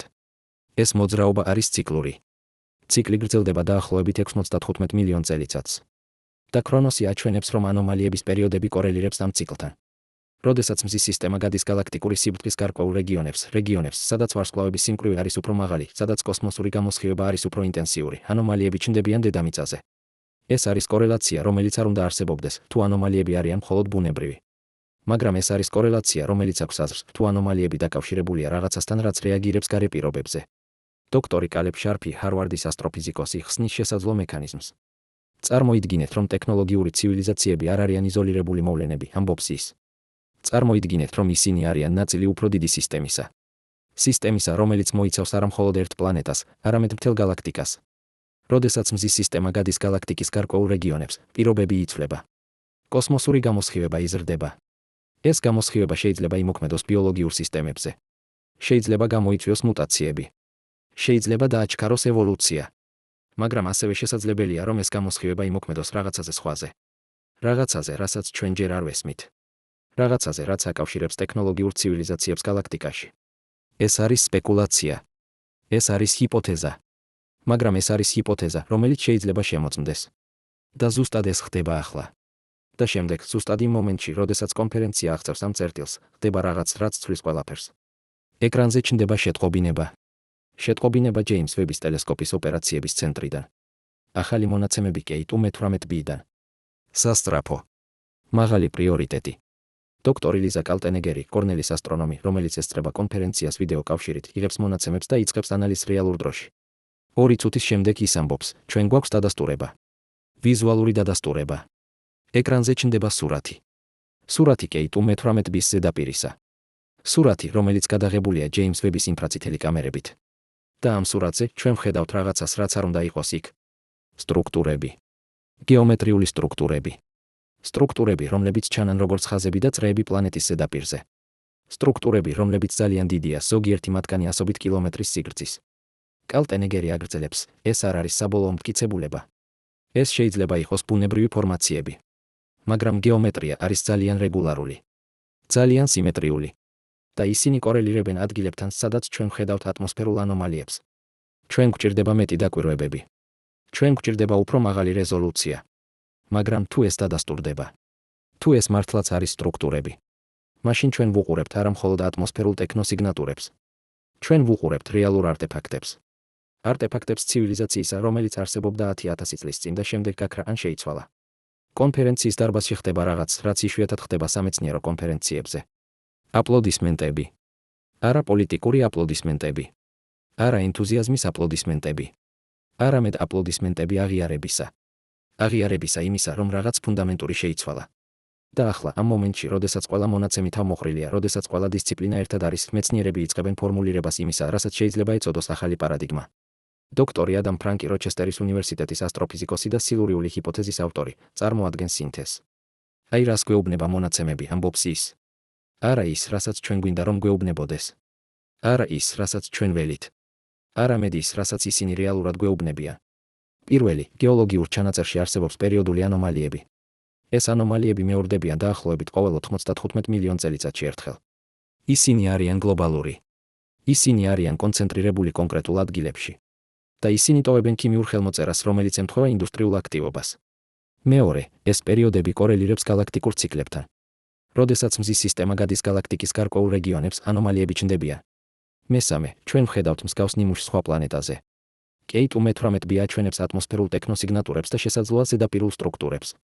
და ეს ტექნოსიგნატურები ასევე არიან ძველი, დაახლოებით 10,000 წლის. მეოთხე, დედამიწაზე ჩვენ ვხედავთ არქიტექტურულ სტრუქტურებს, რომლებიც უფრო ძველია და უფრო განვითარებული, ვიდრე ოფიციალური ქრონოლოგია ამბობს, რომ შესაძლებელი იყო. სტრუქტურებს, რომლებიც იყენებენ იდენტურ მათემატიკურ პროპორციებს სხვადასხვა კონტინენტებზე. რას ნიშნავს ეს ყველაფერი? ფრანკი აკეთებს პაუზას. შემდეგ ამბობს, ეს ნიშნავს, რომ ტექნოლოგიური ცივილიზაციები შეიძლება არ იყოს უნიკალური მოვლენები. ისინი შეიძლება იყოს ციკლური. ისინი შეიძლება იყოს ნაწილი უფრო დიდი ნიმუშისა, რომელიც მოიცავს არა მხოლოდ ერთ პლანეტას, არამედ მთელ გალაქტიკას. ეს არ ნიშნავს, რომ უცხო პლანეტელები ააშენეს პირამიდები. ეს არ ნიშნავს, რომ არსებობს რაიმე გალაქტიკური იმპერია. ეს ნიშნავს რაღაც უფრო ფუნდამენტურს და უფრო საინტერესოს. ეს ნიშნავს, რომ სიცოცხლე, გონიერი სიცოცხლე, ტექნოლოგიური სიცოცხლე შეიძლება იყოს არა შემთხვევითი, არამედ გარდაუვალი. რომ როდესაც პირობები სწორია, სიცოცხლე ჩნდება. ვითარდება. ხდება გონიერი. ქმნის ტექნოლოგიას. მაგრამ ასევე ეს ნიშნავს, რომ ეს პროცესი არ არის უსასრულო. ცივილიზაციები ჩნდებიან. აღწევენ პიკს. და შემდეგ ეცემიან ან იცვლებიან. და ეს ციკლი მეორდება. მაგრამ აქ იწყება ყველაზე მნიშვნელოვანი კითხვა. კითხვა, რომელიც არ არის მხოლოდ აკადემიური. კითხვა, რომელსაც აქვს პირდაპირი შედეგები ჩვენი საკუთარი მომავლისთვის. რატომ ეცემიან ცივილიზაციები? დოქტორი რებეკა ნიუსონი, ოქსფორდის კოგნიტური არქეოლოგი, წარმოადგენს ანალიზს, რომელიც ეფუძნება ყველა ხელმისაწვდომ მონაცემს. ჩვენ ვხედავთ ნიმუშს, ამბობს ის. ყოველ ჯერზე, როდესაც ანომალიები ჩნდებიან, ისინი გრძელდებიან დაახლოებით 10-დან 30,000 წლამდე. ეს არის ძალიან მოკლე პერიოდი გეოლოგიურ მასშტაბში. ეს არის თითქმის მყისიერი. რა შეიძლება გამოიწვიოს ცივილიზაციის დაცემა ასე სწრაფად? არა თანდათან, არამედ მკვეთრად. არსებობს რამდენიმე შესაძლებლობა. პირველი, გარემოსდაცვითი კატასტროფა. ცივილიზაცია ამოწურავს რესურსებს. ცვლის კლიმატს. ქმნის პირობებს, რომლებიც აღარ უჭერს მხარს კომპლექსურ საზოგადოებას. მეორე, ტექნოლოგიური კატასტროფა. ცივილიზაცია ქმნის ტექნოლოგიას, რომელსაც არ შეუძლია კონტროლი. ბირთვული იარაღი, ხელოვნური ინტელექტი, ბიოინჟინერია. რაღაც, რაც გამოდის კონტროლიდან. მესამე, სოციალური კოლაფსი. ცივილიზაცია ხდება ძალიან კომპლექსური, ძალიან ურთიერთდაკავშირებული. და როდესაც ერთი ნაწილი ეცემა, მთელი სისტემა ეცემა. მაგრამ არსებობს კიდევ ერთი შესაძლებლობა. შესაძლებლობა, რომელიც უფრო საინტერესოა და უფრო იმედისმომცემი. შესაძლოა ცივილიზაციები არ ეცემიან. შესაძლოა ისინი იცვლებიან. შესაძლოა ისინი აღწევენ წერტილს, სადაც ისინი აღარ საჭიროებენ ფიზიკურ ინფრასტრუქტურას. აღარ საჭიროებენ ინდუსტრიას.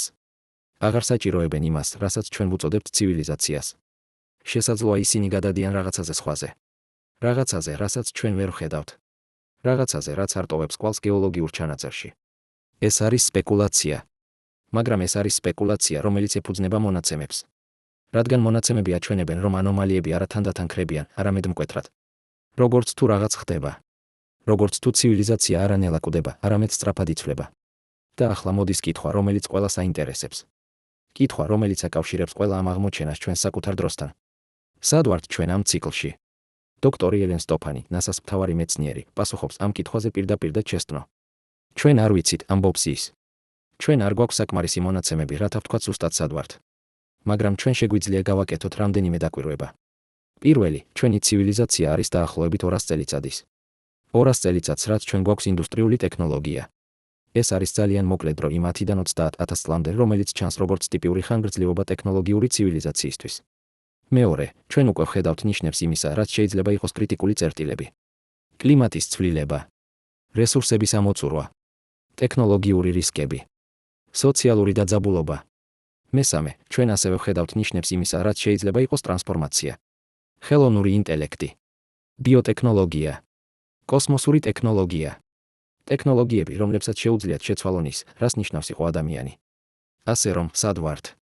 ჩვენ შეიძლება ვიყოთ დასაწყისში. ან ჩვენ შეიძლება ვიყოთ შუაში. ან ჩვენ შეიძლება ვიყოთ ბოლოს. ჩვენ არ ვიცით. მაგრამ ის, რასაც ჩვენ ვიცით, არის ის, რომ ჩვენ გვაქვს არჩევანი. ჩვენ შეგვიძლია ვისწავლოთ წარსულიდან. ჩვენ შეგვიძლია ვისწავლოთ იმ ცივილიზაციებიდან, რომლებიც მოვიდნენ ჩვენამდე. ჩვენ შეგვიძლია ვცადოთ თავიდან ავიცილოთ მათი შეცდომები. ან ჩვენ შეგვიძლია გავიმეოროთ ისინი. კონფერენცია მთავრდება არა დასკვნებით, არამედ დაწყებებით. დაწყებებით ახალი მისიებისა, ახალი კვლევებისა, ახალი კითხვებისა. NASA აცხადებს, რომ 2027 წლის დასაწყისში გაუშვებს ახალ ტელესკოპს სახელწოდებით ქრონოსკოპი 1. ტელესკოპს, რომელიც სპეციალურად შექმნილია ტექნოსიგნატურების ძებნისთვის ეგზოპლანეტებზე. არა მხოლოდ ატმოსფერულ ტექნოსიგნატურებს, არამედ ასევე ზედაპირულ სტრუქტურებს, ხელოვნურ სინათლეს, თერმულ ანომალიებს. ევროპის კოსმოსური სააგენტო აცხადებს მისიას ენცელადუსზე, სატურნის მთვარეზე. მისიას, რომელიც მოიცავს ღრმა ბურღვას ყინულის ფენაში. რადგან თუ ტექნოლოგიური ცივილიზაციები შეიძლება არსებობდნენ დედამიწაზე მილიონობით წლის წინ, შესაძლოა ისინი ასევე არსებობდნენ სხვა სხეულებზე მზის სისტემაში. ჩინეთის კოსმოსური ადმინისტრაცია აცხადებს პროექტს სახელწოდებით ღრმა არქეოლოგია. პროექტს, რომელიც გამოიყენებს ხელოვნურ ინტელექტს და რობოტიკას, რათა გამოიკვლიოს ყველაზე ძველი გეოლოგიური ფორმაციები დედამიწაზე. ფორმაციები, რომლებიც თარიღდება 2 მილიარდი წლით და უფრო ადრე. და პალიმსესტის პროექტი აცხადებს, რომ ქრონოს არქივი, ღია მონაცემთა ბაზა გახდება მუდმივი რესურსი. რესურსი, რომელიც განახლდება რეალურ დროში ყველა ახალი აღმოჩენით. რესურსი, რომელზეც უდომა იქნება ნებისმიერ მეცნიერს, ნებისმიერ სტუდენტს, ნებისმიერ ადამიანს, ვინც დაინტერესებულია. მაგრამ ყველაზე მნიშვნელოვანი არ არის ახალი მისიები. ყველაზე მნიშვნელოვანი არის ის, როგორ ცვლის ეს ყველაფერი ჩვენს პერსპექტივას. 2 წლის წინ იდეა იმის შესახებ, რომ ტექნოლოგიური ცივილიზაციები შეიძლება არსებობდნენ დედამიწაზე ჩვენამდე, ჩანდა როგორც ფსევდომეცნიერება. როგორც ფრინჯ თეორია. როგორც რაღაც, რასაც სერიოზული მეცნიერები არ განიხილავდნენ. ახლა ეს არის ლეგიტიმური სამეცნიერო ჰიპოთეზა. ჰიპოთეზა, რომელიც ქვეყნდება Nature-ში და Science-ში. ჰიპოთეზა, რომელზე მუშაობენ წამყვანი უნივერსიტეტები და კოსმოსური სააგენტოები. რა შეიცვალა? არა მონაცემები. მონაცემები ყოველთვის იყო იქ, გეოლოგიურ ჩანაწერში, ყინულის ბირთვებში, ძველ სტრუქტურებში. რაც შეიცვალა იყო ჩვენი უნარი დავინახოთ ისინი. ჩვენი უნარი გავაანალიზოთ ისინი. ჩვენი უნარი დავაკავშიროთ ისინი. და ეს უნარი მოვიდა ახალი ტექნოლოგიებიდან. ჯეიმს ვების ტელესკოპი. ხელოვნური ინტელექტი. ახალი დათარიღების მეთოდები. ახალი ანალიტიკური ინსტრუმენტები. მაგრამ ასევე ეს უნარი მოვიდა რაღაცისგან უფრო ფუნდამენტურისგან. მოვიდა ჩვენი სურვილიდან დავსვათ კითხვები. ჩვენი სურვილიდან გავიხედოთ მიღმა აშკარისა. ჩვენი სურვილიდან წარმოვიდგინოთ შესაძლებლობები, რომლებიც ჩანდნენ შეუძლებლად. ახლა 2026 წლის ბოლოს ჩვენ დგავართ უნიკალურ მომენტში. ჩვენ გვაქვს მონაცემები, რომლებიც მიუთითებენ, რომ ტექნოლოგიური ცივილიზაციები შეიძლება იყოს ციკლური. რომ ისინი ჩნდებიან, ვითარდებიან, აღწევენ პიკს და შემდეგ ეცემიან ან იცვლებიან. რომ ეს ციკლი მეორდება დროსა და სივრცეში. ჩვენ გვაქვს მონაცემები, რომლებიც მიუთითებენ, რომ ეს ციკლი შეიძლება იყოს დაკავშირებული გალაქტიკურ პროცესებთან. რომ როდესაც მზის სისტემა გადის გალაქტიკის გარკვეულ რეგიონებს, პირობები იცვლება. და ეს ცვლილებები შეიძლება იმოქმედოს სიცოცხლეზე, ევოლუციაზე, ცივილიზაციაზე. ჩვენ გვაქვს მონაცემები, რომლებიც მიუთითებენ, რომ ჩვენ არ ვართ პირველი. რომ სხვა ცივილიზაციები შეიძლება არსებობდნენ დედამიწაზე ჩვენამდე. არ 1000 წლის წინ, არამედ მილიონობით წლის წინ. ცივილიზაციები, რომლებმაც დატოვეს კვალი, ქიმიური კვალი, არქიტექტურული კვალი, შესაძლოა სიმბოლური კვალი. და ჩვენ გვაქვს მონაცემები, რომლებიც მიუთითებენ, რომ ჩვენ არ ვართ მარტო. რომ სხვა პლანეტებზე, სხვა ვარსკვლავურ სისტემებში იგივე პროცესი ხდება. ცივილიზაციები ჩნდებიან, ტოვებენ თავიანთ კვალს და შემდეგ ქრებიან ან იცვლებიან. ეს არის დიდი სურათი. სურათი, რომელიც ცვლის ყველაფერს, რასაც ვიცოდით ჩვენი ადგილის შესახებ სამყაროში. ჩვენ არ ვართ უნიკალური. ჩვენ არ ვართ პირველი. ჩვენ არ ვართ ბოლო. ჩვენ ვართ ნაწილი რაღაცისა უფრო დიდისა. ნაწილი ციკლისა, რომელიც მოიცავს არა მხოლოდ ჩვენს პლანეტას, არამედ მთელ გალაქტიკას. ციკლისა, რომელიც გრძელდება მილიარდობით წლებს. და ეს ცოდნა, ეს ახალი პერსპექტივა იძლევა ჩვენ რაღაცას ძალიან ძვირფასს. ის იძლევა ჩვენ კონტექსტს. კონტექსტს იმის გასაგებად, ვინ ვართ. საიდან მოვედით. და სად შეიძლება წავიდეთ. მაგრამ ასევე ის იძლევა ჩვენ პასუხისმგებლობას. პასუხისმგებლობას არჩევანის გაკეთებაზე. არჩევანზე იმის შესახებ, რა ტიპის ცივილიზაცია გვინდა ვიყოთ. რა ტიპის კვალი გვინდა დავტოვოთ. რადგან ახლა ჩვენ ვიცით, კვალი, რომელსაც ჩვენ ტოვებთ, შეიძლება გადარჩეს მილიონობით წლების განმავლობაში. შეიძლება იპოვონ სხვებმა. შეიძლება გახდეს ნაწილი უფრო დიდი ისტორიისა. რა ისტორიას გვინდა მოვყვეთ. გახსოვთ, როგორ დავიწყეთ. გახსოვთ ის წამი, როდესაც ჯეიმს ვების ტელესკოპი აფიქსირებდა სინათლეს პლანეტიდან, რომელიც მდებარეობს 134 სინათლის წელიწადში ჩვენგან. სინათლეს, რომელიც დატოვა ეს პლანეტა 467 წლის წინ და რომელიც შეიცავდა რაღაცას უჩვეულოს, ქიმიურ ხელმოწერას, რომელიც არ უნდა იყოს იქ. ახლა 2 წლის შემდეგ ჩვენ ვიცით, რომ ეს არ იყო მხოლოდ ანომალია. ეს იყო კარი. კარი, რომელმაც გაგვიღო გზა უფრო ღრმა გაგებისკენ იმისა, ვინ ვართ და სად ვართ. მაგრამ ახლა, როდესაც ჩვენ გავიარეთ ამ კარში, როდესაც ჩვენ დავინახეთ ის, რაც იქ იყო, ჩვენ დგავართ სხვა კითხვების წინაშე. კითხვების, რომლებიც უფრო ღრმაა. კითხვების, რომლებზე პასუხი შეიძლება არასოდეს ვიპოვოთ. და შესაძლოა ეს კარგია. 2027 წლის იანვარი. ზუსტად 2 წლის შემდეგ იმ დღისა, როდესაც ჯეიმს ვებმა პირველად დააფიქსირა ტექნოსიგნატურები K2-18b ატმოსფეროში. დოქტორი სარა სიგერი, ასტროფიზიკოსი, რომელმაც თქვა, რომ ჩვენ ვეძებდით არასწორ ადგილას, ახლა დგას მასაჩუსეტსის ტექნოლოგიური ინსტიტუტის ლაბორატორიაში და უყურებს იმავე სპექტრომეტრს, რომელმაც დაადასტურა პოლიმერული ნაწილაკების არსებობა 15 მილიონი წლის ყინულში.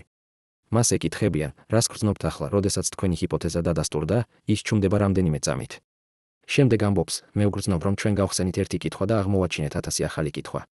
და ეს არის ზუსტად ის, როგორც მეცნიერება უნდა მუშაობდეს. 2 წლის წინ ჩვენ ვფიქრობდით, რომ ვიცოდით ადამიანის ცივილიზაციის ისტორია. ვიცოდით, როდის დაიწყო. ვიცოდით, როგორ განვითარდა.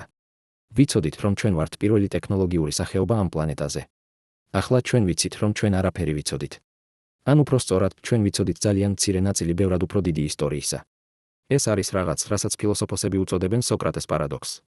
იდეა იმის შესახებ, რომ ჭეშმარიტი სიბრძნე იწყება აღიარებით იმისა, რამდენს არ ვიცით. რომ ყოველი პასუხი, რომელსაც ჩვენ პოულობთ, ხსნის 1000 ახალ კითხვას. დოქტორი რებეკა ნიუსონი, ოქსფორდის კოგნიტური არქეოლოგი ამბობს, ჩვენ ცხოვრობთ კულტურაში, რომელიც აფასებს პასუხებს. ჩვენ გვინდა ნათელი, მარტივი, საბოლოო პასუხები. მაგრამ სამყარო არ მუშაობს ასე. სამყარო არის კომპლექსური, მრავალფენოვანი, სავსე ნიუანსებით. და შესაძლოა ყველაზე მნიშვნელოვანი რამ, რასაც ჩვენ ვისწავლეთ ბოლო 2 წლის განმავლობაში, არის არაკონკრეტული ფაქტები. არამედ ის, რომ ჩვენ უნდა ვიყოთ კომფორტულები უცოდინრობასთან.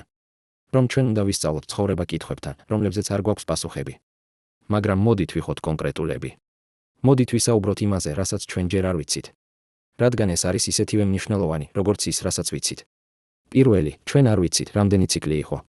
ქრონოსმა იდენტიფიცირა 7 პერიოდი ბოლო 200 მილიონ წელიწადში. მაგრამ რა მოხდა 200 მილიონ წელზე ადრე? რა მოხდა მილიარდ წელზე ადრე? გეოლოგიური ჩანაწერი ხდება უფრო ფრაგმენტული, რაც უფრო ღრმად მიდიხართ დროში. შესაძლოა იყო 10 ციკლი? შესაძლოა იყო 100 ციკლი? ჩვენ არ ვიცით. მეორე, ჩვენ არ ვიცით, რა იყო ეს ცივილიზაციები. ჩვენ ვხედავთ მათ კვალს, ქიმიურ კვალს, არქიტექტურულ კვალს, შესაძლოა სიმბოლურ კვალს. მაგრამ ვინ იყვნენ ისინი? როგორ გამოიყურებოდნენ? როგორ ფიქრობდნენ? რას გრძნობდნენ? ეს ყველაფერი დაიკარგა დროში. მესამე, ჩვენ არ ვიცით, რატომ ეცემოდნენ ან იცვლებოდნენ. ჩვენ გვაქვს თეორიები, გარემოსდაცვითი კატასტროფა, ტექნოლოგიური კატასტროფა, სოციალური კოლაფსი, ტრანსფორმაცია. მაგრამ ჩვენ არ გვაქვს მტკიცებულებები. ჩვენ არ ვიცით, რომელი თეორია სწორია. შესაძლოა ყველა მათგანი სწორია სხვადასხვა ციკლებისთვის. მეოთხე, ჩვენ არ ვიცით, არის თუ არა გალაქტიკური კავშირი რეალური. ჩვენ ვხედავთ კორელაციას მზის სისტემის მოძრაობასა და ანომალიების პერიოდებს შორის. მაგრამ კორელაცია არ არის კაუზაცია. შესაძლოა ეს არის დამთხევა. შესაძლოა არის რაღაც უფრო ღრმა, რასაც ჩვენ ჯერ არ ვესმით. მეხუთე, ჩვენ არ ვიცით, რა ხდება ცივილიზაციებთან, როდესაც ისინი ქრებიან. ისინი მართლაც კვდებიან. თუ ისინი იცვლებიან რაღაცად, რასაც ჩვენ ვერ ვხედავთ. შესაძლოა ისინი გადადიან სხვა განზომილებაში? შესაძლოა ისინი ხდებიან ციფრული? შესაძლოა ისინი უბრალოდ ტოვებენ ფიზიკურ სამყაროს? ჩვენ არ ვიცით. დოქტორი ადამ ფრანკი, ასტროფიზიკოსი და სილურიული ჰიპოთეზის ავტორი, ამბობს, ეს არის ის, რაც მე მიყვარს მეცნიერებაში. არა ის, რომ ის იძლევა ჩვენ პასუხებს. არამედ ის, რომ ის გვიჩვენებს, რამდენი კითხვა არსებობს. რომ ის აფართოებს ჩვენს გაგებას იმისა, რამდენი რამ არის შესაძლებელი. 2 წლის წინ იდეა იმის შესახებ, რომ ტექნოლოგიური ცივილიზაციები შეიძლება არსებობდნენ დედამიწაზე მილიონობით წლის წინ, ჩანდა შეუძლებლად. ახლა ეს არის ლეგიტიმური სამეცნიერო ჰიპოთეზა. რა სხვა იდეები, რომლებიც ახლა ჩანან შეუძლებლად, გახდება ლეგიტიმური 10 წლის შემდეგ. 20 წლის შემდეგ, მაგრამ ახლა, ამ ყველაფრის შემდეგ, ამ ყველა აღმოჩენის, ამ ყველა თეორიის, ამ ყველა კითხვის შემდეგ, მოდით დაუბრუნდეთ რაღაცას უფრო პირადს. რაღაცას, რაც აკავშირებს ყველა ამ კოსმოსურ მასშტაბს ჩვენს ყოველდღიურ ცხოვრებასთან. წარმოიდგინეთ, რომ დგახართ ღამით და უყურებთ ვარსკვლავებს. ეს არის რაღაც, რასაც ადამიანები აკეთებდნენ ათასობით წლის განმავლობაში. ათასობით წლის განმავლობაში ჩვენ ვუყურებდით ვარსკვლავებს და ვფიქრობდით, ვინ ვართ? საიდან მოვედით? მარტო ვართ? ახლა, პირველად ისტორიაში, ჩვენ ვიწყებთ პასუხების პოვნას ამ კითხვებზე. და პასუხები არის უფრო რთული, უფრო საინტერესო, უფრო საოცარი, ვიდრე ოდესმე წარმოგვედგინა. ჩვენ არ ვართ მარტო. არა იმიტომ, რომ არსებობენ უცხო პლანეტელები, რომლებიც აპირებენ ჩვენთან კონტაქტს. არამედ იმიტომ, რომ ჩვენ ვართ ნაწილი რაღაცისა უფრო დიდისა. ნაწილი ციკლისა, რომელიც მოიცავს მთელ გალაქტიკას. ციკლისა, რომელიც გრძელდება მილიარდობით წლებს. ჩვენ არ ვართ პირველი. სხვა ცივილიზაციები მოვიდნენ ჩვენამდე. ამ პლანეტაზე. სხვა პლანეტებზე. ისინი აშენეს. ისინი შექმნეს. ისინი დატოვეს თავიანთი კვალი. და შემდეგ ისინი გაქრნენ ან შეიცვალნენ. ჩვენ არ ვართ ბოლო. სხვა ცივილიზაციები მოვლენ ჩვენ შემდეგ. ისინი იპოვიან ჩვენს კვალს. ისინი შეეცდებიან გაიგონ, ვინ ვიყავით. რას ვაკეთებდით? რატომ გავქრით ან შევიცვალეთ? მაგრამ აქ არის რაღაც, რაც ხდის ამას პირადს. რაღაც, რაც აკავშირებს ამ კოსმოსურ მასშტაბს თქვენს ინდივიდუალურ ცხოვრებასთან. თქვენ, რომელიც ისმენთ ამას ახლა, ამ მომენტში, თქვენ ხართ ნაწილი ამ ისტორიისა. თქვენ ხართ ნაწილი ამ ციკლისა. თქვენ ცხოვრობთ უნიკალურ მომენტში, როდესაც ჩვენი ცივილიზაცია პირველად იწყებს გაგებას თავისი ადგილისა უფრო დიდ სურათში. და ეს ნიშნავს, რომ თქვენ გაქვთ არჩევანი. არჩევანი იმის შესახებ, როგორ იცხოვრებთ. როგორ მოექცევით სხვებს. როგორ მოექცევით პლანეტას. რა ტიპის კვალი დატოვებთ. რადგან ახლა ჩვენ ვიცით, კვალი, რომელსაც ჩვენ ტოვებთ, შეიძლება გადარჩეს მილიონობით წლების განმავლობაში. გახსოვთ, როგორ დავიწყეთ? გახსოვთ ის წამი, როდესაც ჯეიმს ვების ტელესკოპი აფიქსირებდა სინათლეს პლანეტიდან K2 18b. ახლა 2 წლის შემდეგ ჩვენ ვიცით, რომ ეს სინათლე შეიცავდა არა მხოლოდ ინფორმაციას ქიმიური ნაერთების შესახებ. ის შეიცავდა შეტყობინებას. შეტყობინებას წარსულიდან. შეტყობინებას ცივილიზაციისგან, რომელიც არსებობდა 10,000 წლის წინ და შემდეგ გაქრა ან შეიცვალა. ცივილიზაციისგან, რომელმაც დატოვა თავისი კვალი, არა მხოლოდ ატმოსფეროში, არამედ შესაძლოა სტრუქტურებში, რომლებსაც ჩვენ ახლა ვიწყებთ დანახვას. მაგრამ აქ არის რაღაც, რაზეც ჩვენ ფიქრობთ ახლა. რაღაც, რაც ცვლის ყველაფერს. შესაძლოა ეს შეტყობინება არ იყო შემთხვევითი. შესაძლოა ის იყო განზრახული. წარმოიდგინეთ, რომ თქვენ ხართ ცივილიზაცია, რომელიც იცის, რომ აპირებთ გაქრობას ან შეცვლას. თქვენ იცით, რომ თქვენი ფიზიკური არტეფაქტები, თქვენი შენობები, თქვენი ქალაქები, თქვენი ტექნოლოგია დაიშლება დროთა განმავლობაში. მაგრამ თქვენ გინდათ დატოვოთ რაღაც, რაც გადარჩება. რაღაც, რასაც სხვები იპოვიან. რას დატოვებდით? შესაძლოა დატოვებდით ზუსტად იმას, რასაც ჩვენ პოულობთ ახლა. ქიმიურ ხელმოწერას ატმოსფეროში. სტრუქტურებს, რომლებიც აშენებულია მათემატიკური პროპორციებით. სიმბოლოებს, რომლებიც ჩაშენებულია ქვაში. არა შეტყობინებას ენაზე, რომელსაც სხვები არ გაიგებენ. არამედ შეტყობინებას უნივერსალურ ენაზე. მათემატიკის ენაზე. გეომეტრიის ენაზე. ფიზიკის ენაზე. შეტყობინებას, რომელიც ამბობს, ჩვენ აქ ვიყავით. ჩვენ ვიყავით როგორც თქვენ. ჩვენ ვაშენეთ. ჩვენ შევქმენით. ჩვენ ვცადეთ გაგება სამყაროსი. და შემდეგ ჩვენ გავხარით ან შევიცვალეთ. მაგრამ ჩვენ დავტოვეთ ეს თქვენთვის. რათა თქვენ იცოდეთ, თქვენ არ ხართ მარტო. თქვენ არ ხართ პირველი. და თქვენ არ ხართ ბოლო. ახლა მოდით დავსვათ ყველაზე მნიშვნელოვანი კითხვა. კითხვა, რომელიც აკავშირებს ყველა ამ აღმოჩენას ჩვენს ყოველდღიურ ცხოვრებასთან.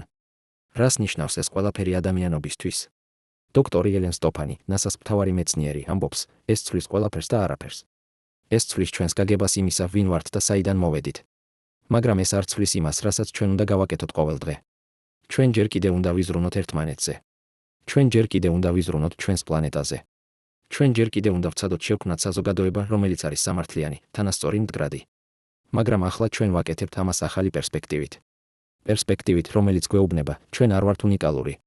ჩვენ არ ვართ ცენტრი სამყაროსი. ჩვენ ვართ ნაწილი რაღაცისა უფრო დიდისა. და ეს პერსპექტივა შეიძლება გახადოს ჩვენ უფრო თავმდაბალები. უფრო ღიები. უფრო მზად ვისწავლოთ. უფრო მზად ვიცვალოთ.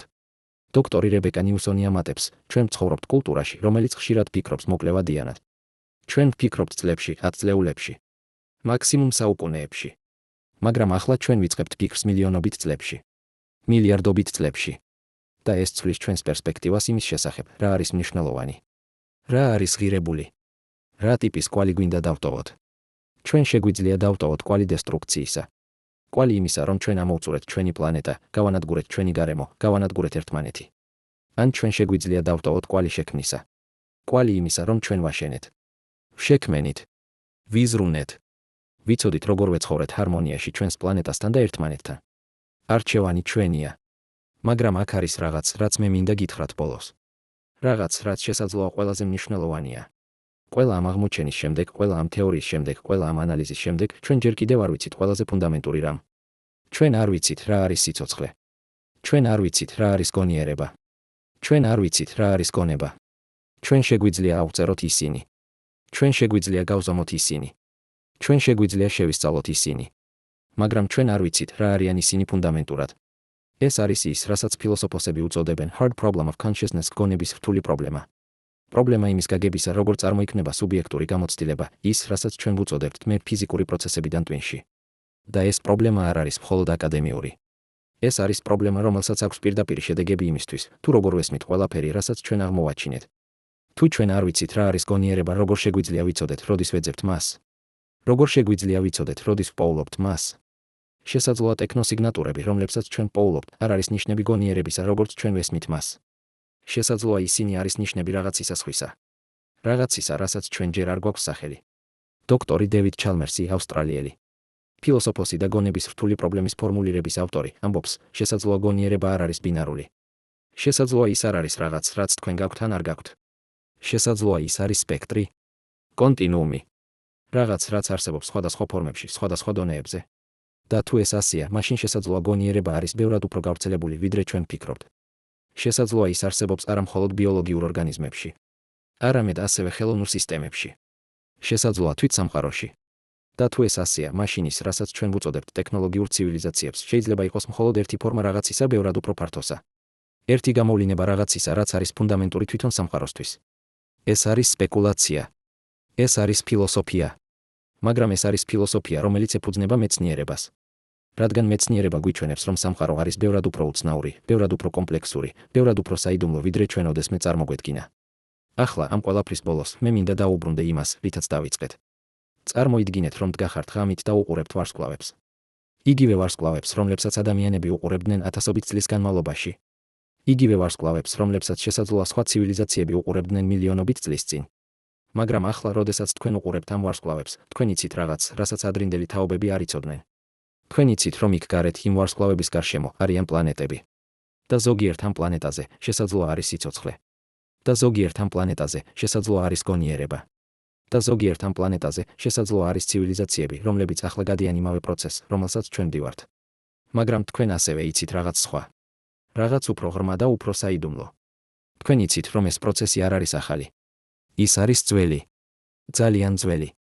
ის მეორდებოდა მილიონობით წლების განმავლობაში. მილიარდობით წლების განმავლობაში. და ის გაგრძელდება მილიონობით წლების განმავლობაში მომავალში. ცივილიზაციები ჩნდებიან, ვითარდებიან, აღწევენ პიკს და შემდეგ ქრებიან ან იცვლებიან. და ეს ციკლი მეორდება. ისევ და ისევ. როგორც ტალღები ოკეანეში. როგორც სეზონები წელიწადში. როგორც სუნთქვა. და შესაძლოა, მხოლოდ შესაძლოა, ეს ციკლი არ არის შემთხვევითი. შესაძლოა ის არის ნაწილი რაღაცისა უფრო დიდისა. რაღაცისა, რასაც ჩვენ ჯერ არ ვესმით. რაღაცისა, რაც აკავშირებს ყველა გონიერ არსებას სამყაროში, წარსულში, აწმყოში და მომავალში. შესაძლოა კითხვები, რომლებსაც ჩვენ ვსვამთ, არის უფრო მნიშვნელოვანი, ვიდრე პასუხები, რომლებსაც ჩვენ პოულობთ. შესაძლოა ძებნა თავად არის მიზანი. შესაძლოა საიდუმლოება არის არა რაღაც, რაც უნდა გადაიჭრას, არამედ რაღაც, რასთან ერთად უნდა ვიცხოვროთ. და შესაძლოა, მხოლოდ შესაძლოა, ზუსტად ეს არის ის, რასაც წინა ცივილიზაციები ცდილობდნენ გვითხრან. არა კონკრეტული პასუხები. არამედ მოწვევა. მოწვევა გაგრძელებისკენ ძებნისა. გაგრძელებისკენ კითხვების დასმისა. გაგრძელებისკენ გაოცებისა. რადგან ბოლოს და ბოლოს შესაძლოა ზუსტად ეს უნარი გავოცდეთ, ეს უნარი დავსვათ კითხვები, ეს უნარი ვეძებოთ გაგებას, არის ის, რაც ხდის ჩვენ გონიერებს. არა ჩვენი ტექნოლოგია. არა ჩვენი ქალაქები. არა ჩვენი იმპერიები. არამედ ჩვენი უნარი დავდგეთ ღამით, ვუყუროთ ვარსკვლავებს და ვიფიქროთ, რა არის იქ გარეთ. ვინ ვართ ჩვენ? და რა ადგილი გვაქვს ამ უსასრულო, საიდუმლო, საოცარ სამყაროში.